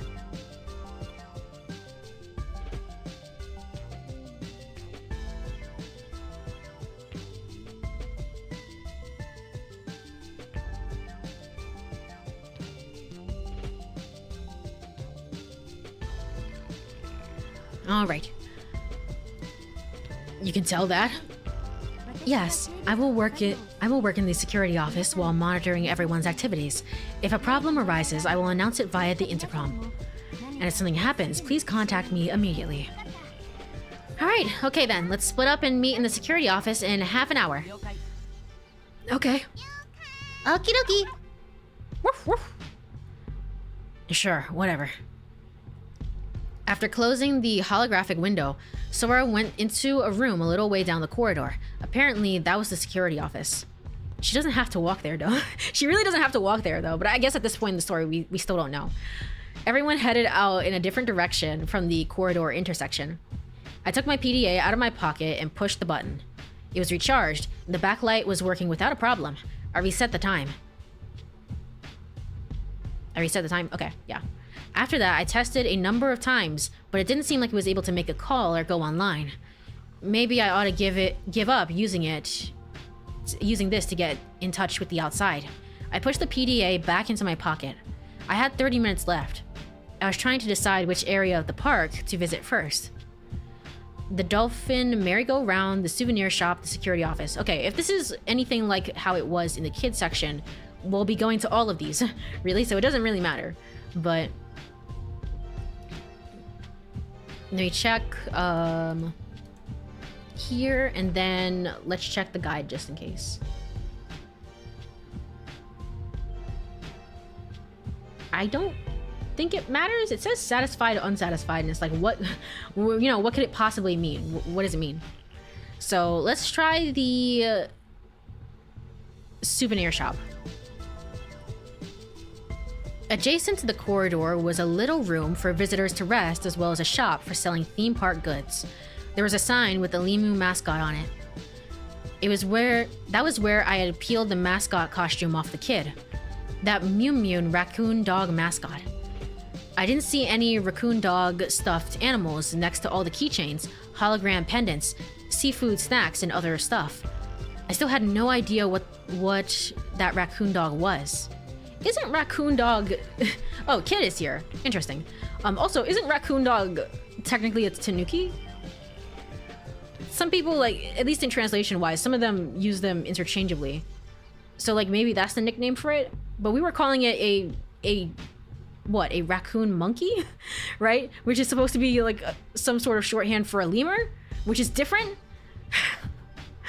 That's so confusing, but okay. Alright, fair enough. Yeah, a raccoon dog is a tanuki. Not to be confused with raccoon monkey, which is a lemur, which is not a tanuki. Not a tanuki. The kid was sitting on the bench next to me. He wasn't really looking at anything, but his gaze seemed fixed. He just kept staring at the ground. I expected to see a hole open up in the ground from how intensely he was staring. He had his hands on his temple. How's your headache, kid? What's the matter? Did you find something? Or did you remember something? Who are you? I just told you a bit ago. I introduced myself. I'm Takeshi. Kuranari Takeshi. Oh, is that right? Okay, this is weird. This is also weird. No, fox monkey is a lemur. Okay, fox monkey, which is different from raccoon dog. Why do we not just call them tanuki and lemur? The fox monkey is the lemur, for the raccoon dog is the tanuki. Okay. Okay. Strange names that we have for animals. We can't just call them the regular thing. Oh, is that right? This is... What am I doing here? Oh, great. It's that amnesia thing. The kid couldn't even remember what he had just said. He just moved from one topic to the next, forgetting the last. Yeah, I just feel like this isn't your timeline. You're not supposed to be here, you know? You're from a different world line. This is the marine theme park Limu. Something happened and we're trapped here. Lemur? What do you mean, trapped? That's something I would like answered myself. And who are you? Kuranari Takeshi. Kuranari Takeshi. Takeshi means samurai in Japanese. Maybe you should start taking notes. You know, keeping track of my name, the other people, and where we are. Notes? Yeah, maybe I should. It looks like you understand what taking notes means. Taking good ones. Even when you're eating. And if you can remember, you can make a memo of your name too. I gave the kid a memo pad and pen I had filched from the kiosk. Sorry, I want to look at this again. Oh, sorry. That was Takashi saying it. It seems like you understand what taking notes means. Take good ones. Even when you're eating. Okay, that was Takashi saying, like, as a thing. It's like, I think you should do this. Gotcha. Thanks. Takashi means samurai. That's a weird translation. He might be written with a kanji for samurai or something like that, or some variation on it. Yeah, that might have been like a thing where he's explaining like here's how you write my name or something like that. Or maybe well, no, I don't think so. Yeah, I don't think so. Hey, can you tell me what year it is? You forgot that too? It's our grand old futuristic year of 2017. Yeah, it's 20... what year is it? I searched around in my pocket. My entrance ticket stub was crumpled and stuck to the back of my PDA. It's weird that he doesn't remember it either. He has to like check before he's like, yeah.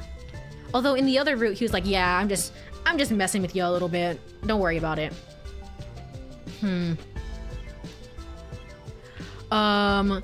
Oh, that's right. It's 2017. Take notes, write it down.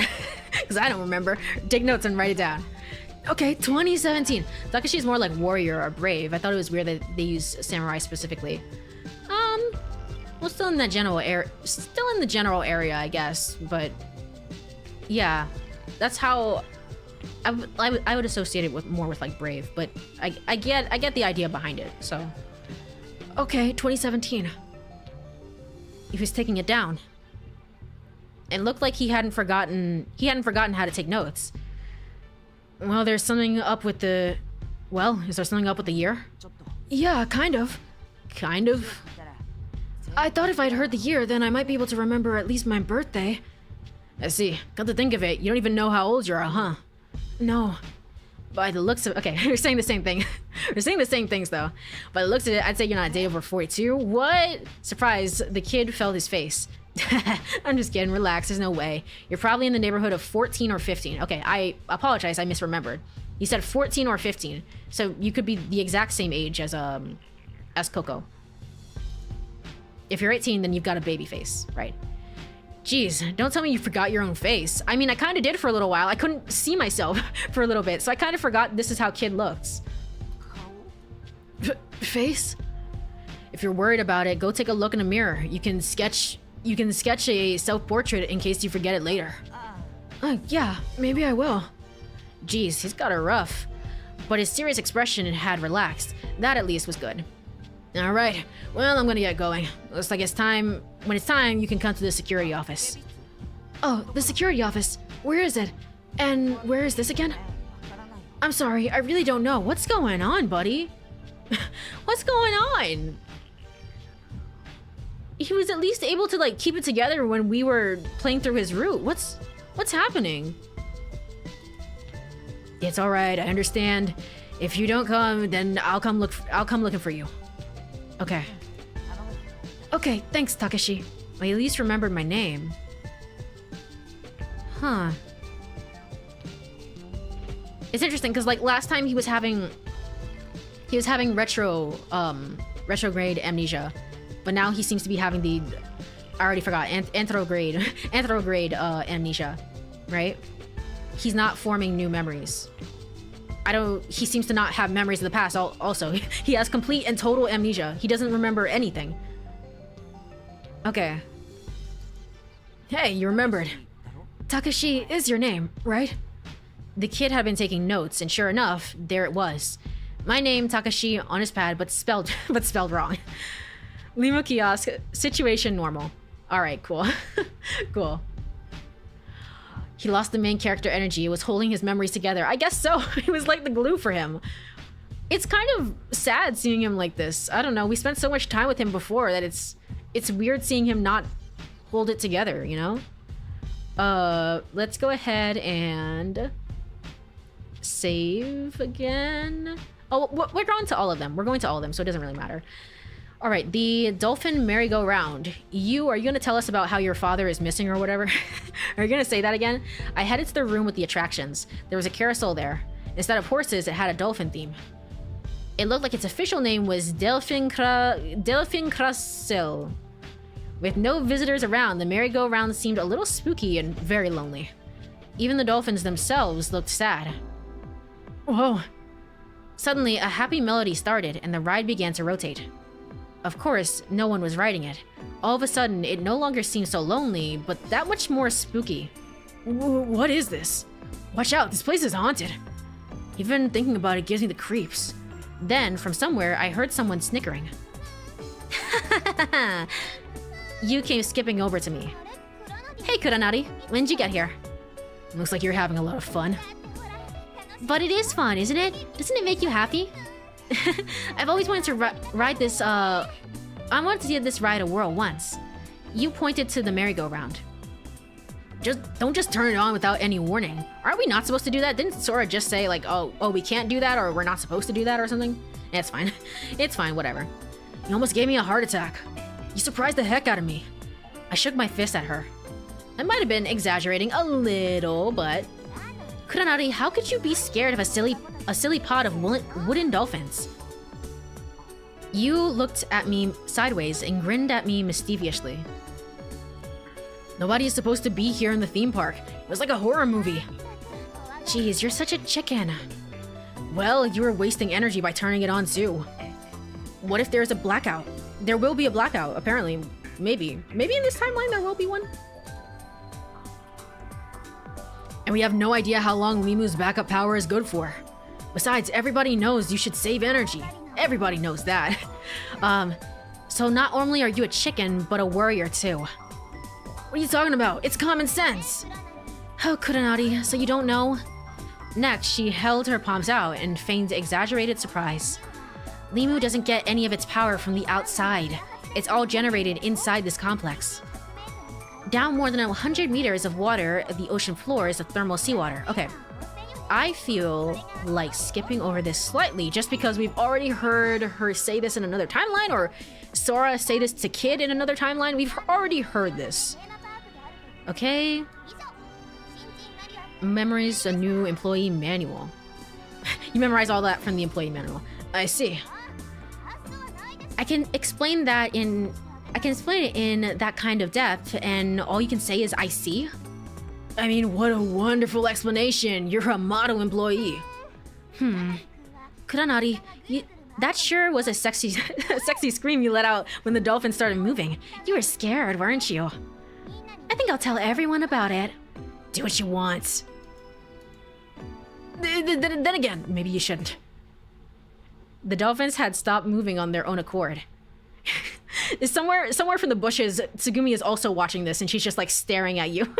It's like, why she keep doing that?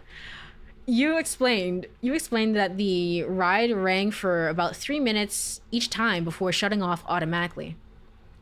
We leaned against the fence surrounding the dolphin carousel. So you only work here part-time and during the holidays?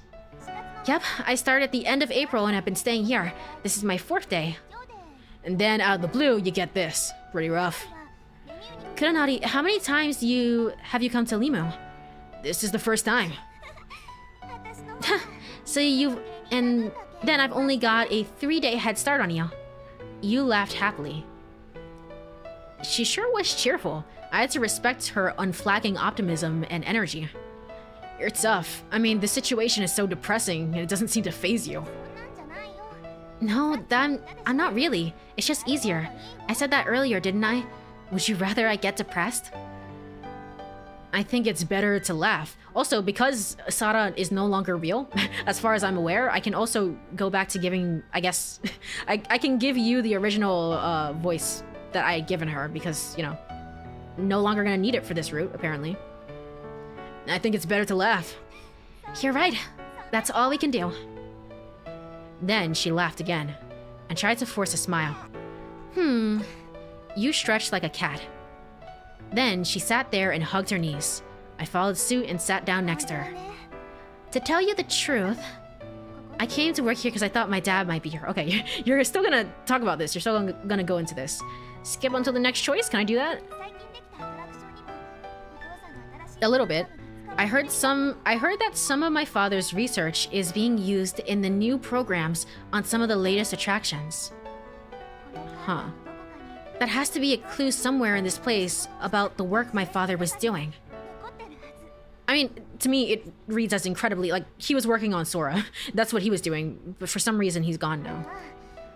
Well, the original. The attractions are already underwater. After that, we lapsed into silence. I didn't know if there was something I should say to her. I tried to think of what to say, but didn't hit upon anything. Suddenly, you stood up.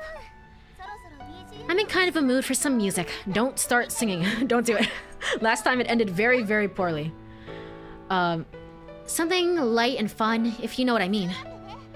So I think I'll get the dolphin spinning again. Kuranari, why don't you finish looking around? With that, she darted away. Hey, you! The dolphin started spinning again. You didn't come back.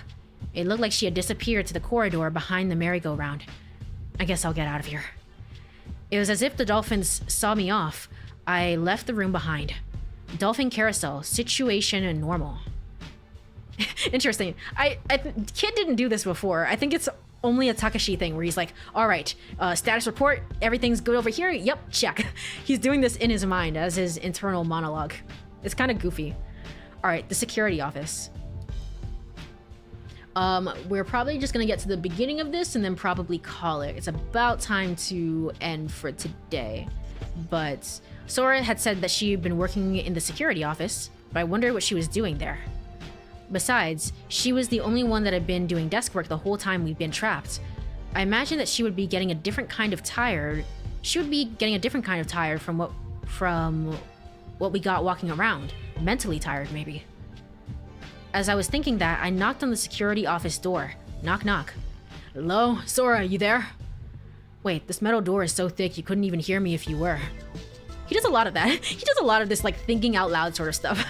I pushed the button for the intercom on the panel next to the door, but Sora didn't reply. I wonder if she isn't in there. The door wasn't locked, so I pushed open the button and it opened. The security office was small, and it was dirty. The front wall was packed with monitors. They were all stained dark from the cigarette smoke.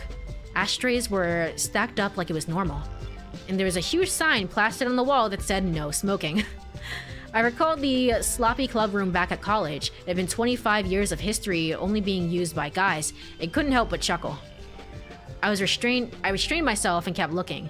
Sora wasn't there. Sora! Hey, Sora, where are you? I didn't think you were the type to go running off without telling anyone. Who are you talking to, my guy? Like, he's so goofy. I took another step inside the room. Yeah. All of the windows in the wall monitors opened and closed. Kuranari-san, when did you get here? For some reason, the voice sounded like it came from the shadow of the desk. It was a blind spot, and I couldn't see Sora. So you are here, Sora.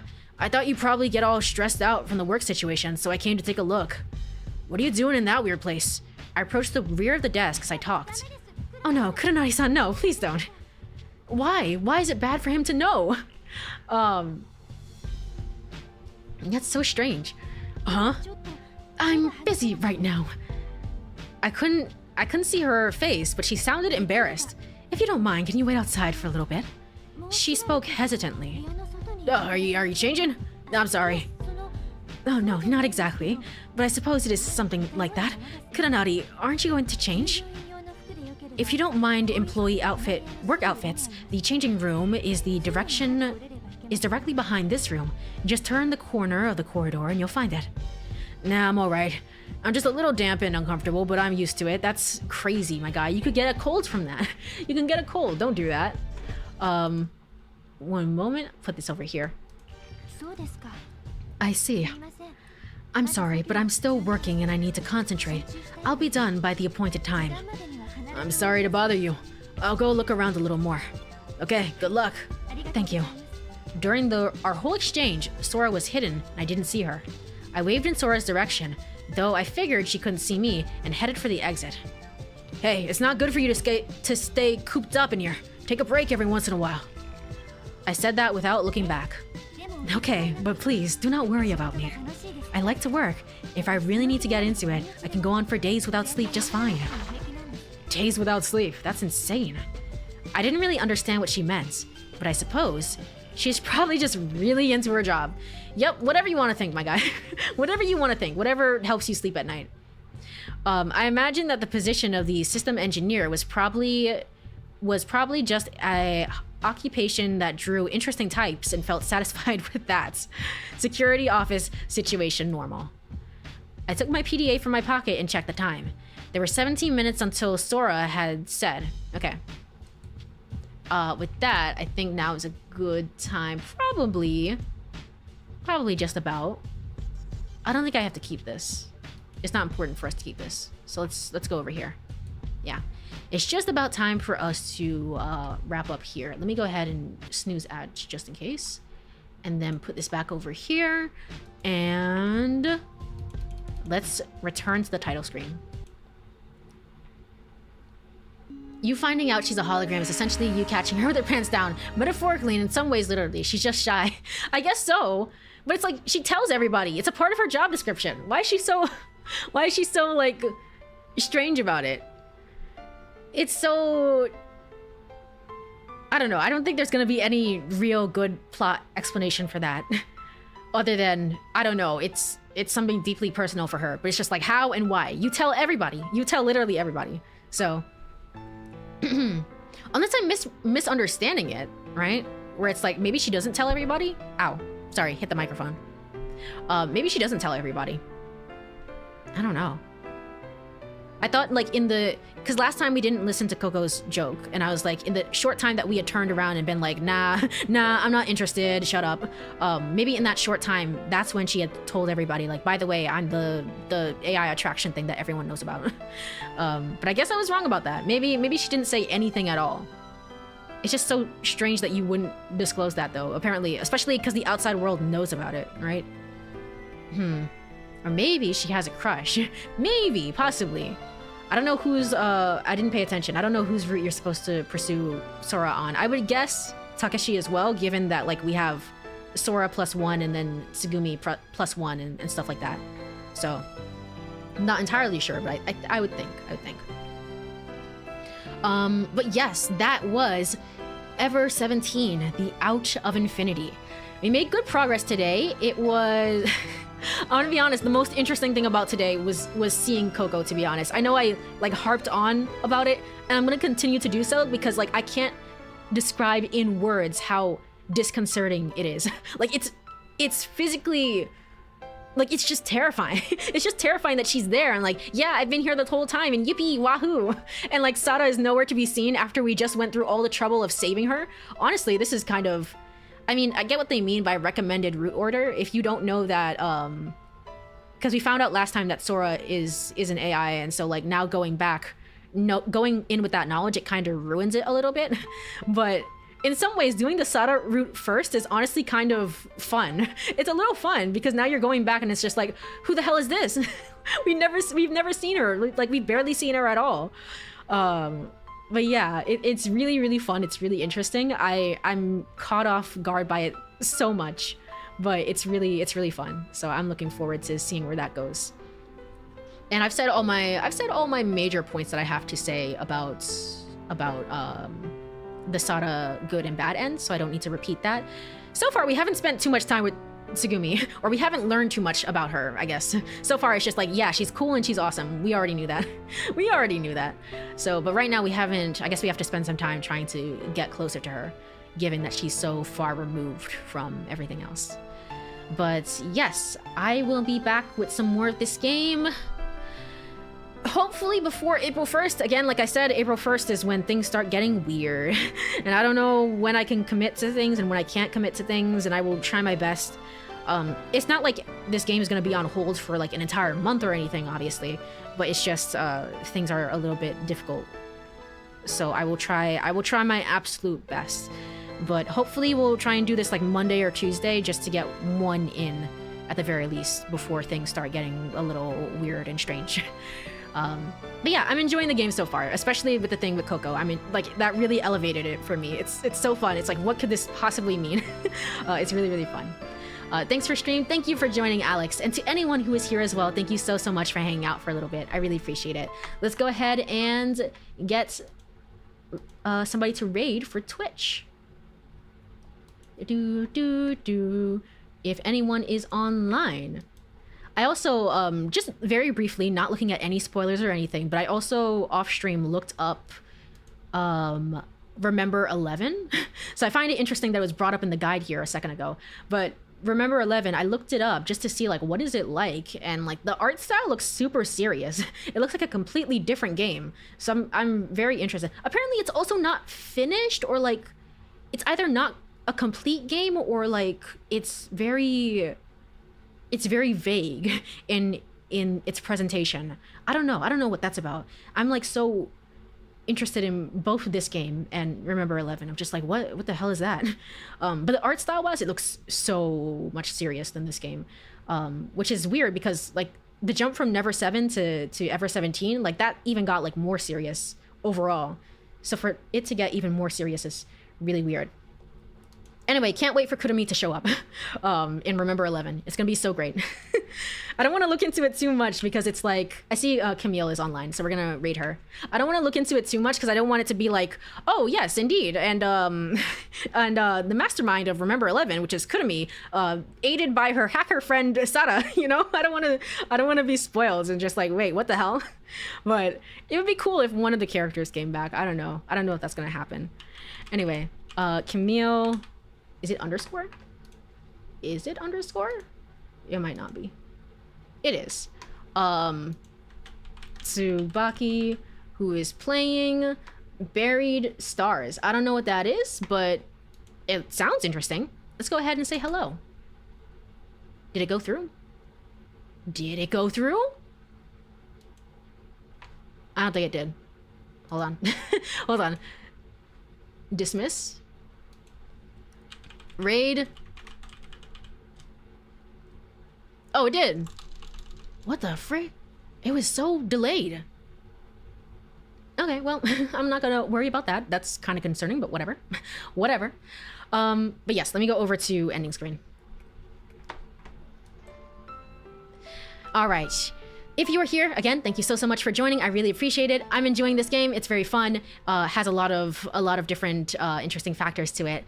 I know it's very dense and it's relatively long, although not as long as Never 7, seemingly, if we're not looping back in time. But, you know, I hope you all are enjoying it as well, as much as I'm enjoying it. So have a wonderful rest of your day or night or whatever time it is. Bye-bye, bye-bye, bye-bye-bye.